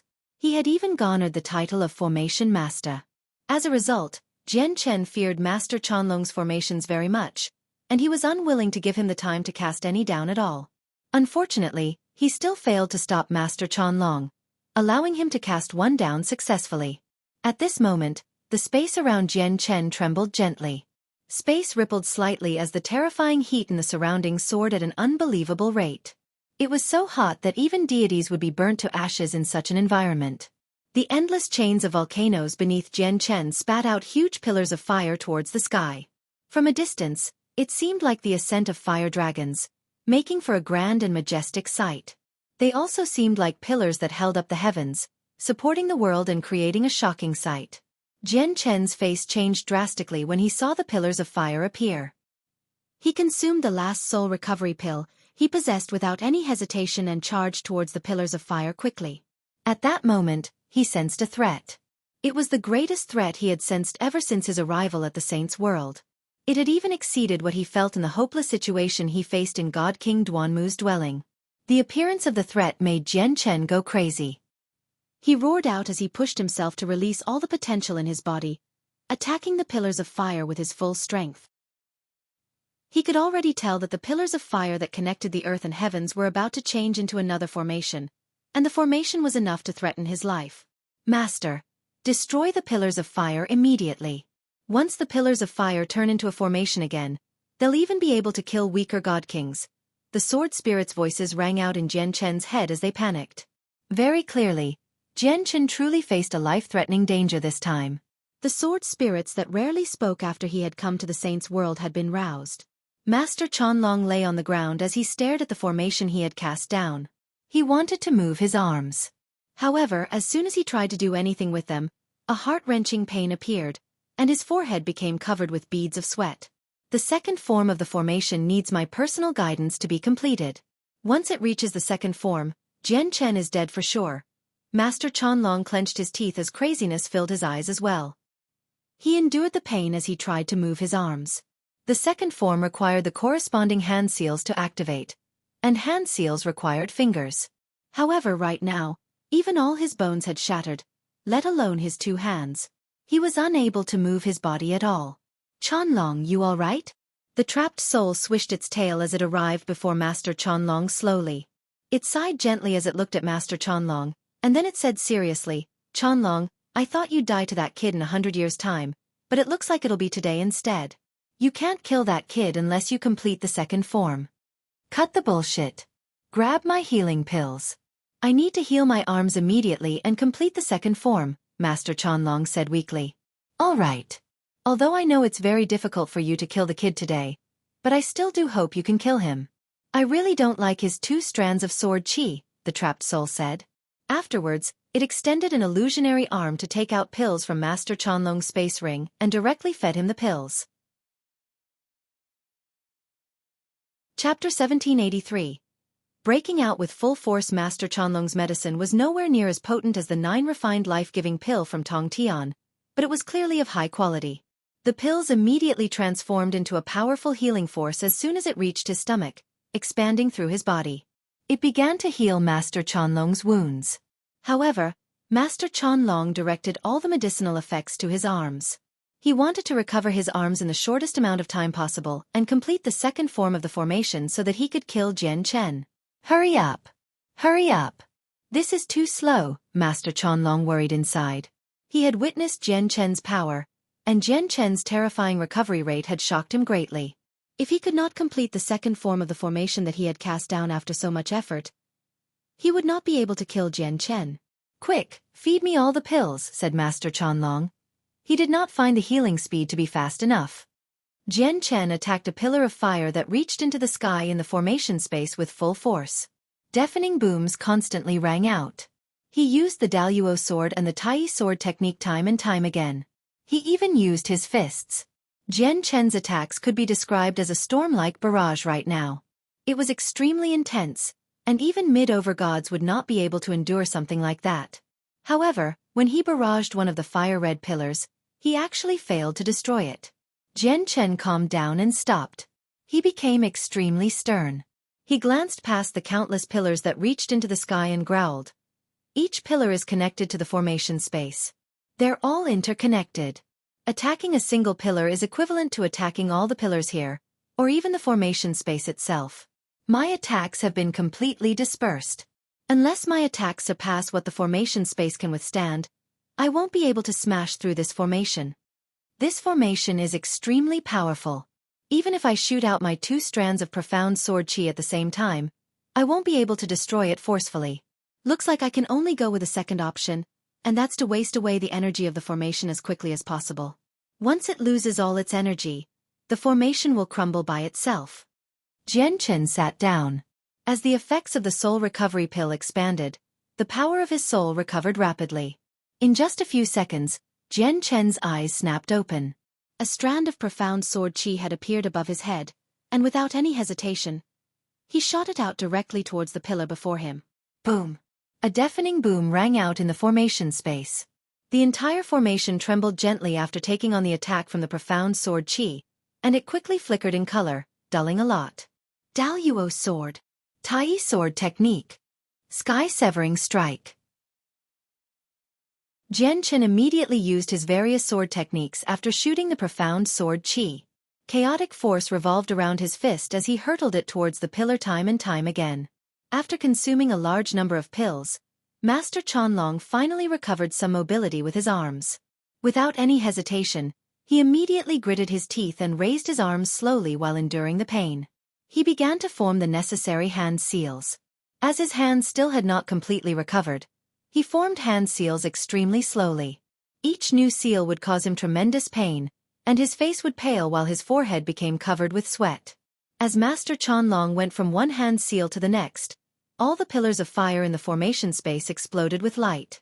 The countless pillars slowly began to move. The formation was changing. No, Master. Use the twin swords. You can't let the pillars of fire change into another formation. Once the formation within the formation is complete, even weaker god kings can be slain. The sword spirits' voices rang out in Jian Chen's head. Master Chanlong really is worthy of being a formation master. His formations can actually threaten god kings while he's just a late-over god, thought Jian Chen. Although he had fallen out with Master Chanlong already, he still had to admire Master Chanlong's mastery over formations. Suddenly, azure and violet light rose up from Jian Chen's body. In a time of life or death, Jian Chen could no longer worry about the consequences of having the twin swords exposed. He directly drew them. He wielded the Qing Suo sword in his left hand, while he held the Ziying sword in his right. Huge beams of light emitted from the tips of the swords. As he swung them around, the beams of light sliced at the fire-red pillars with devastating might. Although the twin swords were of the same grade as the flying snow sword, the flying snow sword was nowhere near them in terms of power because the twin swords possessed sword spirits. After so many years of recovery, Ziying and Qing Suo had made some progress even though they were still nowhere near their peak condition. They had been recovering countless times faster than on the Tian-Yuan continent after coming to the Saints' world. As a result, the two swords now possessed some power from the sword spirits. A burning presence suddenly appeared on the Ziying sword as terrifying power was being charged up. The Qing Suo sword emitted a chilling presence. It was frigid, enough to freeze off entire regions. It was also extremely terrifying. The sword spirits were using their power source, which was the Supreme Yang Force and Supreme Yin Force. Supreme Yang and Supreme Yin arose from chaos, so they were also known as Supreme Yin Force and Supreme Yang Force. They were so powerful that they ranked towards the top among the 3,000 ways, no weaker than the power of the way of the sword, the laws of destruction, or the way of slaughter. In fact, it was even slightly stronger than the laws that were known to possess the greatest defense.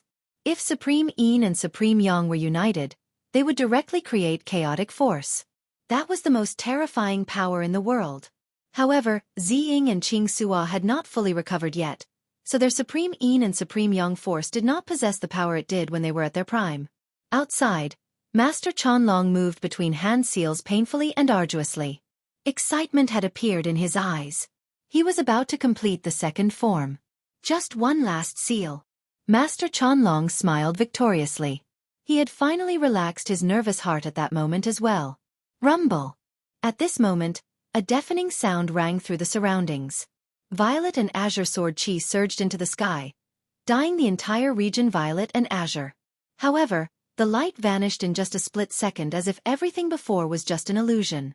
The formation cast down by Master Chanlong high up in the sky had been ripped open. Jian Chen emerged from it in a rather horrible shape. His gaze was cold and filled with heavy killing intent. Chapter 1784.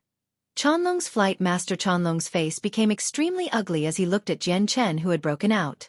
He knew he had lost his chance to kill Jian Chen. Moreover, in his current condition, he had even lost the basic ability to move, let alone battle. Let's go. Quick, there's a teleportation formation disk in my space ring. Let's leave here quick, Master Chanlong said to the trapped soul. His voice was filled with regret. He was so close. He was so close to killing Jian Chen. Chanlong, you finally realized it. You might not be able to live for another 100 years, but living for a few years longer is always better than dying here, the trapped soul said seriously to Master Chanlong. His stern voice made it seem like he was not making fun of or joking with Chanlong. It was also at this moment that a bright white light surrounded Master Chanlong and the trapped soul.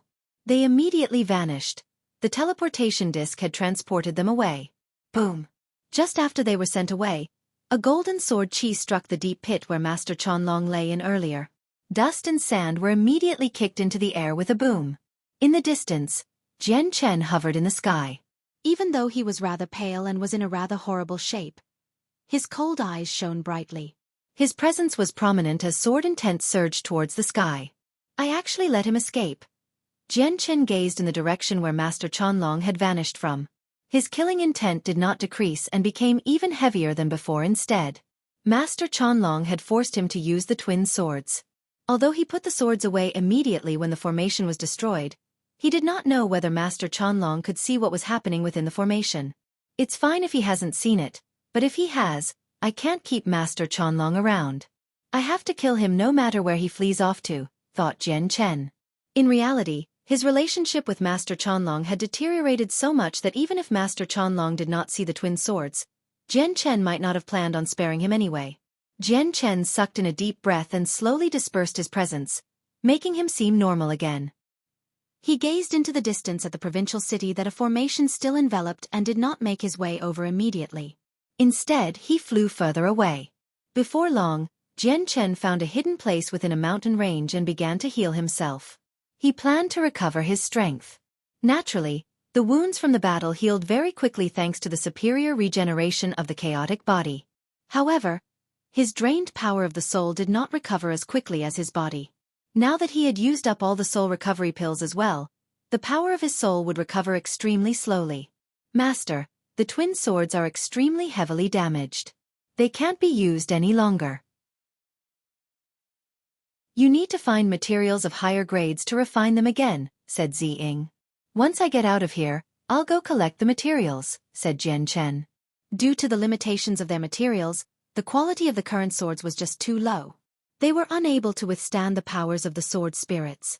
The sword spirits had used Supreme Yang Force and Supreme Yin Force when Jian Chen smashed through the formation, so the swords became heavily damaged. They were covered in cracks and could fall apart at any time. As Jian Chen recovered, several dozen gods hovered in the sky within the provincial city. Not only were there the ancestors of the powerful clans in the city, but there were also people from other provinces and other divine kingdoms.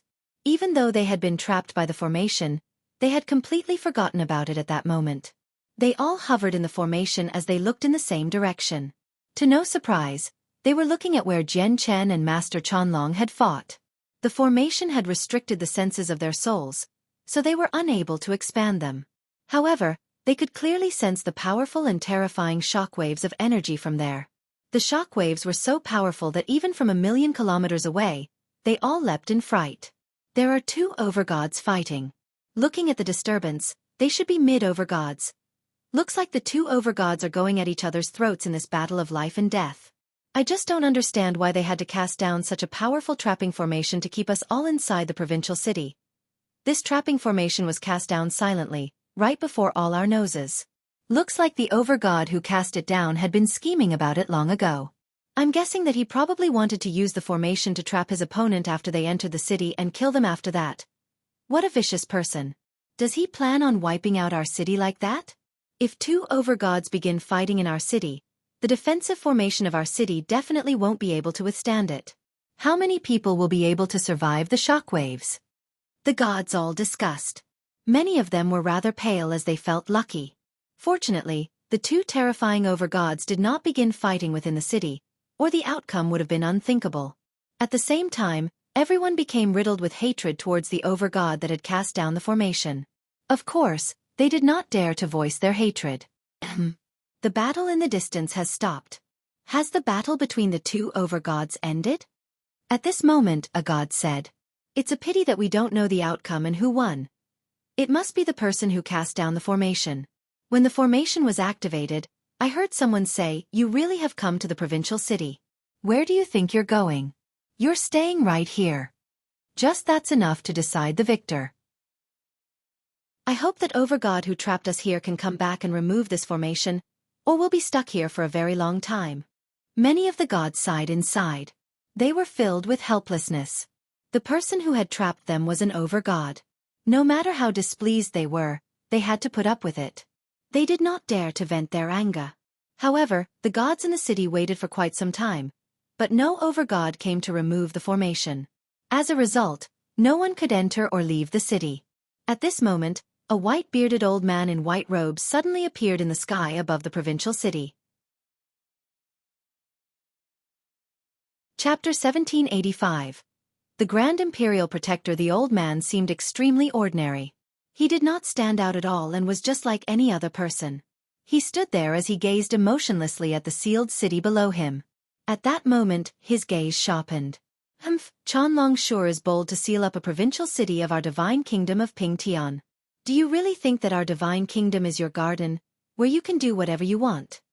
With that, the old man extended his hand and gently pressed down towards the tremendous formation. Space seemed to sink with the gesture, and the formation that enveloped the entire provincial city seemed as fragile as glass, directly cracking and collapsing. It was unable to withstand a casual movement from the old man. It's the Grand Imperial Protector. Greetings to the Grand Imperial Protector. The people from the clans in the city all discovered the old man, and they became excited. Without any hesitation, they immediately bowed towards the old man deeply. Admiration covered their faces. The Grand Imperial Protector possessed an extremely great status within the Divine Kingdom. It could even be described as supreme. This was because the Grand Imperial Protector was a God King. Aside from the Divine King, only the Grand Imperial Protector was a God King in the Divine Kingdom of Pingtian. The white-bearded old man clasped his hands downwards. He did not mind the god's politeness. He said coldly, Qianlong has actually publicly sealed up the provincial city of one of our 36 provinces. He's provoking our divine kingdom with such actions. From today onwards, our divine kingdom forbids his entry. If he comes, I'll personally kill him. What? It was actually Master Qianlong who sealed up our provincial city. The gods all became surprised when they heard that it was Qianlong. Master Qianlong was a famed formation master. He possessed extremely great mastery over formations, and his personal cultivation had reached late over God, making him famed in the surrounding divine kingdoms. With a single movement, the white-bearded old man disappeared silently. When he reappeared, he had arrived at the location where Jian Chen and Master Qianlong had fought against each other. Their battle had left the place completely distorted. The ground had sunk and was rippled with cracks, and the chaotic origin energy in the surroundings still had not settled down. There's residual laws of the sword here. In this region, apart from Ling Hogong who has reached over God with his laws of the sword, there's only that Jian Chen who suddenly appeared. The white-bearded old man hovered in the sky as he observed the surroundings. Looks like it was Jian Chen who fought Qianlong. From the residual presences and some traces, there should have been 3 people taking part in the battle. The third person must have been Qianlong's trapped soul. The old man suddenly closed his eyes. Using his cultivation at God King, he carefully sensed the traces and marks left here. When he opened his eyes, he looked in a certain direction, and to no surprise, that was the direction where Jian Chen had traveled off to. There are strands of Jian Chen's presence here. Looks like he left in that direction. There's a large amount of blood in the deep pit.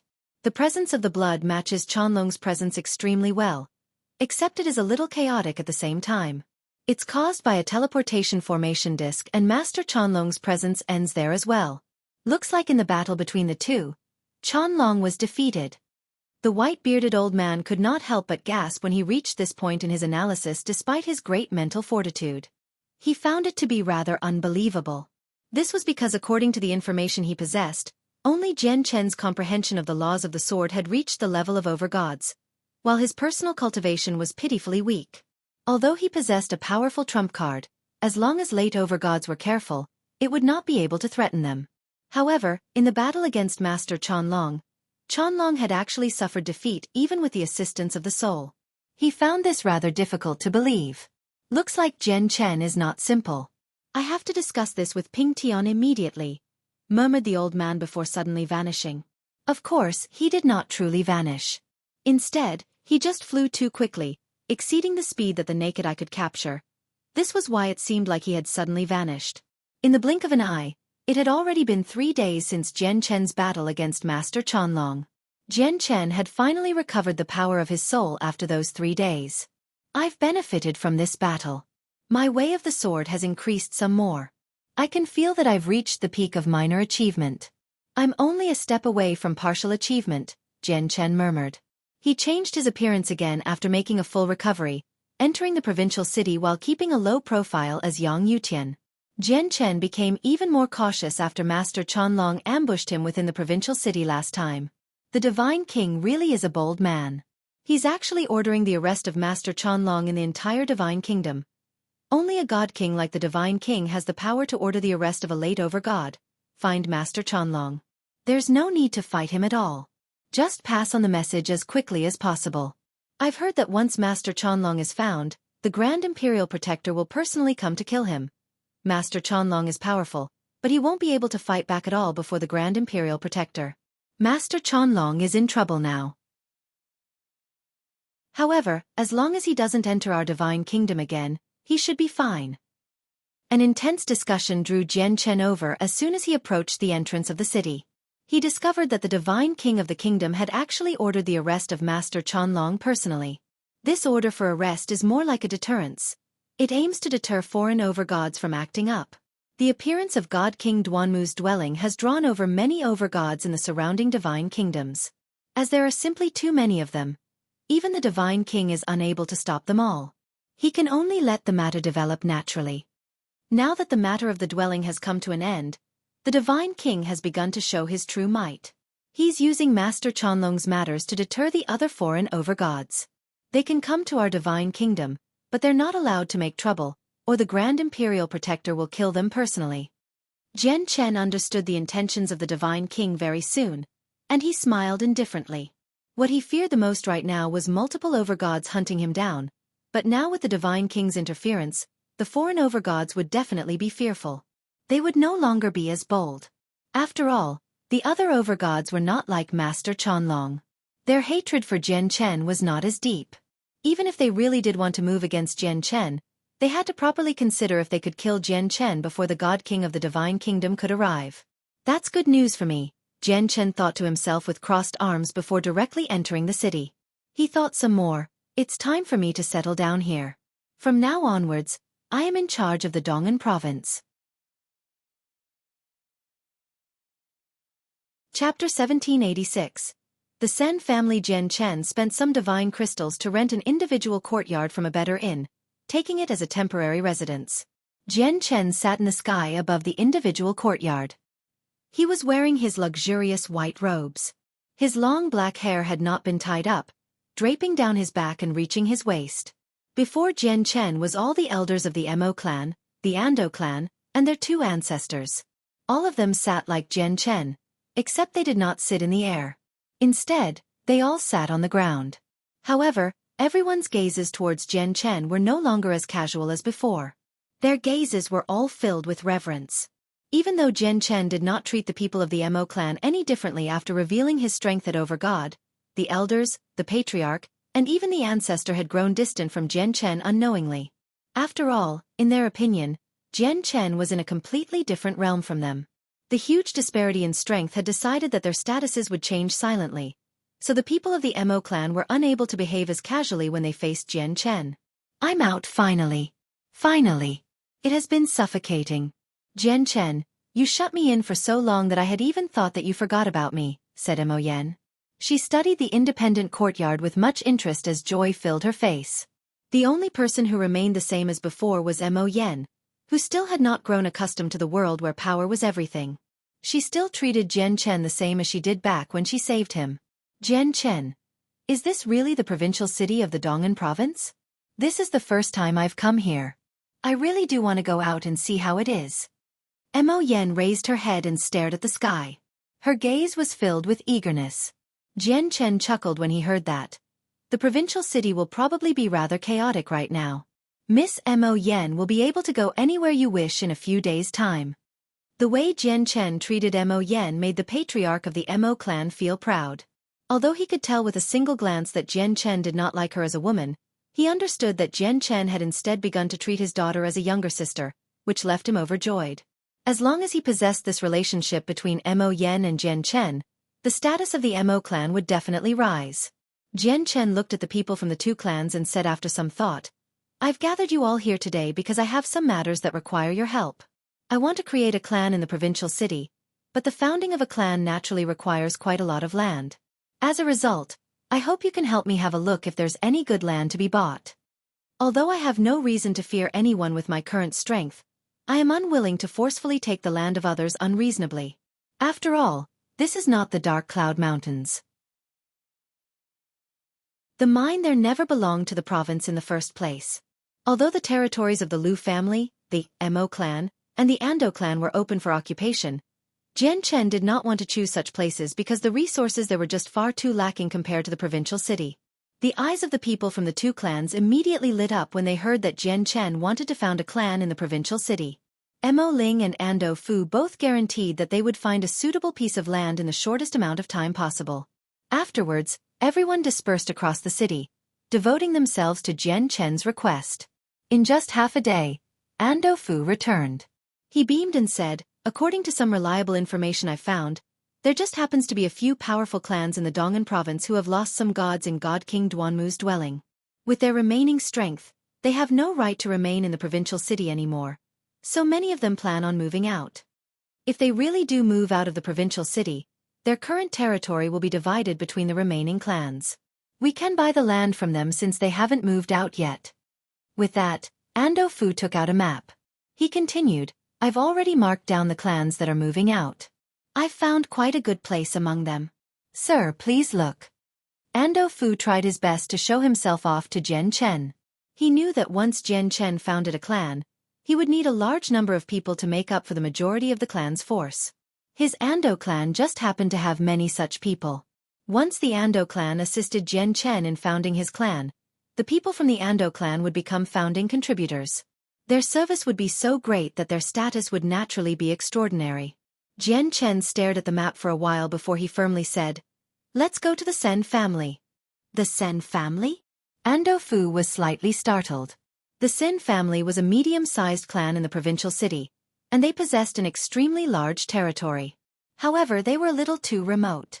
Even though Ando Fu had no idea why Jian Chen planned on founding his clan in such a remote place, Ando Fu did not dare to say anything extra. He just followed behind Jian Chen. All the guards and servants in the large manor of the Sen family moved about constantly. All of them busied themselves with packing up everything as they prepared for the move. However, one of the grand halls in the Sen family was filled with people right now.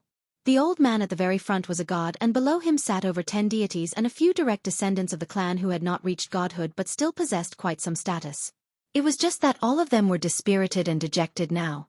The Sen family originally possessed 4 gods, making them a second-rate clan even among the powerful clans in the provincial city. However, with the appearance of God King Duanmu's dwelling, the Sen family had lost 3 gods in a single stroke, making their clan fall from grace. "Everyone, where do you think our new territory should be once we leave the city?" said the god that sat at the very front. He was the only ancestor of the Sen family now. Everyone remained silent.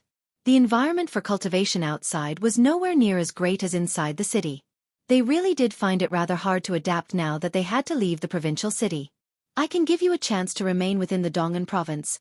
At this moment, an energetic voice rang out from outside. With a flash of red, a red figure appeared within the discussion hall. Chapter 1787. The Tian Yuan Clan, 1. The appearance of the red figure immediately attracted the attention of everyone in the hall. The last god of the Sen family, who sat at the very front, looked towards the red figure as well. He did not become excited. Instead, his face sank. He said coldly, "Hualuji, I think I already know why you're here. Your Hua family wants our Sen family to pay the price of yielding to your Hua family to remain within the city." The ancestor of the Sen family's voice was filled with scorn for the Hua family. The Hua family was powerful, making them one of the 3 most powerful clans in the provincial city. They possessed a late god, so the Sen family was unable to match up to them at all. However, as a clan that also possessed a god, the Sen family naturally had their pride and dignity. They would never yield to the Hua family just to remain within the provincial city. The god from the Hua family, Hualuji, completely ignored the ancestor of the Sen family's cold attitude. He shook his head with a gentle smile and said, "Senior Sen Jia, you're thinking too much. Your Sen family is one of the powerful clans of the provincial city after all, so how can our Hua family make you yield to us?" "Then tell me, what did you have in mind?" said the ancestor of the Sen family. He was still cold. Hualuji stood in the hall with his hands behind his back. He smiled faintly and said, "It is very simple. Our Hua family hopes to form an alliance with the Sen family." "An alliance?" sneered Sen Jian. It's probably just an alliance on the surface and no different from yielding in reality. Huoluji, you should return. Even if our Sen family moves out of the provincial city, we'll never yield to your Hua family. A look of pity covered Huoluji's face. He said, our Hua family has good intentions. We sincerely wish to assist your Sen family, but we never thought that Senior Sen Jian would take it like this. We are helpless about your current situation now as well if that's the case. After a moment of silence, Huoluji continued, Senior Sen Jian, your clan must be planning on moving out of the provincial city. When that happens, your territory in the city will belong to no one. In the end, it'll be split between the other clans. Your Sen family won't benefit at all. I do have a suggestion that will allow you to benefit, and that's to sell your land to our Hua family. What do you think, Senior Sen Jie? A gleam of light flashed through Sen Jie's eyes when he heard that.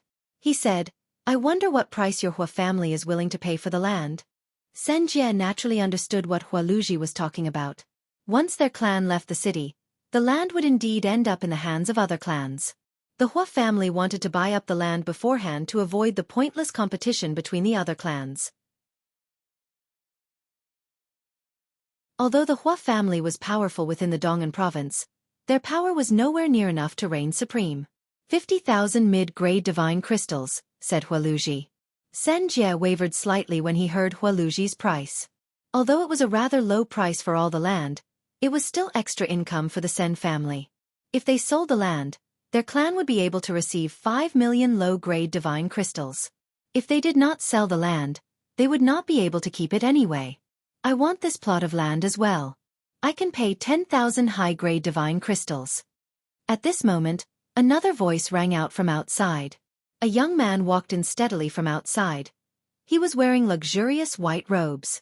Behind the young man was a ruddy, sage-like old man who followed him silently. As expected, the young man was Jian Chen. Huoluji's face immediately became rather ugly when he heard Jian Chen's offer of 10,000 high-grade divine crystals for the land. As for Sen Jie, he beamed instead. 10,000 high-grade divine crystals were equivalent to 1,000,000 mid-grade divine crystals. If the Sen family could make 1,000,000 mid-grade divine crystals when they moved out, it would be a considerable sum. Huoluji turned around and stared at Jian Chen coldly. His face was very ugly, and he growled. I am Huoluji of the Hua family from the provincial city. May I ask which clan you come from? I've come to the provincial city to buy land exactly because I plan on founding a clan. I believe before long, you will learn what my clan is, Jian Chen said calmly. This piece of land has caught our Hua family's eyes. Do you plan on fighting over the land with our Hua family? Huoluji growled. Jian Chen smiled faintly. What a coincidence. This land has caught my eye as well. Since we are both become interested in this land, we'll have to fight it out. The land will belong to whoever who wins. I'm offering 10,000 high-grade divine crystals right now, so I was wondering if you were willing to offer up a higher price. Huoluji ignored Jian Chen. He looked at Sen Jie and took out the space ring he had already prepared. He said, Senior of the Sen family, there are 50,000 mid-grade divine crystals in here. If you have no problems, we can complete the deal. He has already offered 10,000 high-grade divine crystals. If your Hua family wants our land, you'll naturally have to offer a higher price. The ancestor of the Sen family smiled faintly. He did not fear the Hua family. Huoluji could also tell that he was unable to scare the ancestor of the Sen family with the strength of the Hua family.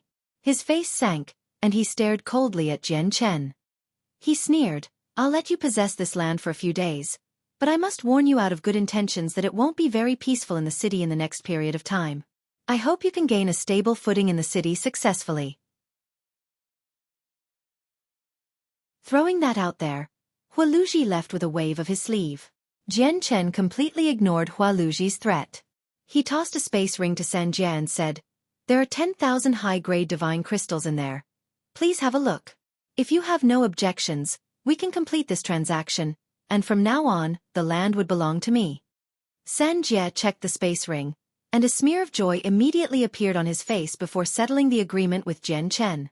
From that point onwards, the land formally belonged to Jian Chen. As Jian Chen bought the Sen family's land, the other powerful clans in the provincial city began to move as well. A few of the relatively more powerful clans sent their ancestors to visit the clans that were about to move away in an attempt to buy the land through divine crystals, so that they could expand their own clans' businesses within the city. Basically, all the land in the city had been split up among the clans. Every single clan in the provincial city managed various shops, inns, and other businesses. With the superior cultivation environment and the flow of people, they could naturally attract many cultivators to stay. As long as people stayed in the provincial city, the clans would have a constant income. As a result, territory in the provincial city formed a direct connection with the wealth of the powerful clans, so they naturally placed much focus on the land of each clan that they could obtain. You're tuning in to the Xueqi's Martial Arts Saga YouTube channel. Don't forget to subscribe and join us on this journey to catch the most captivating stories.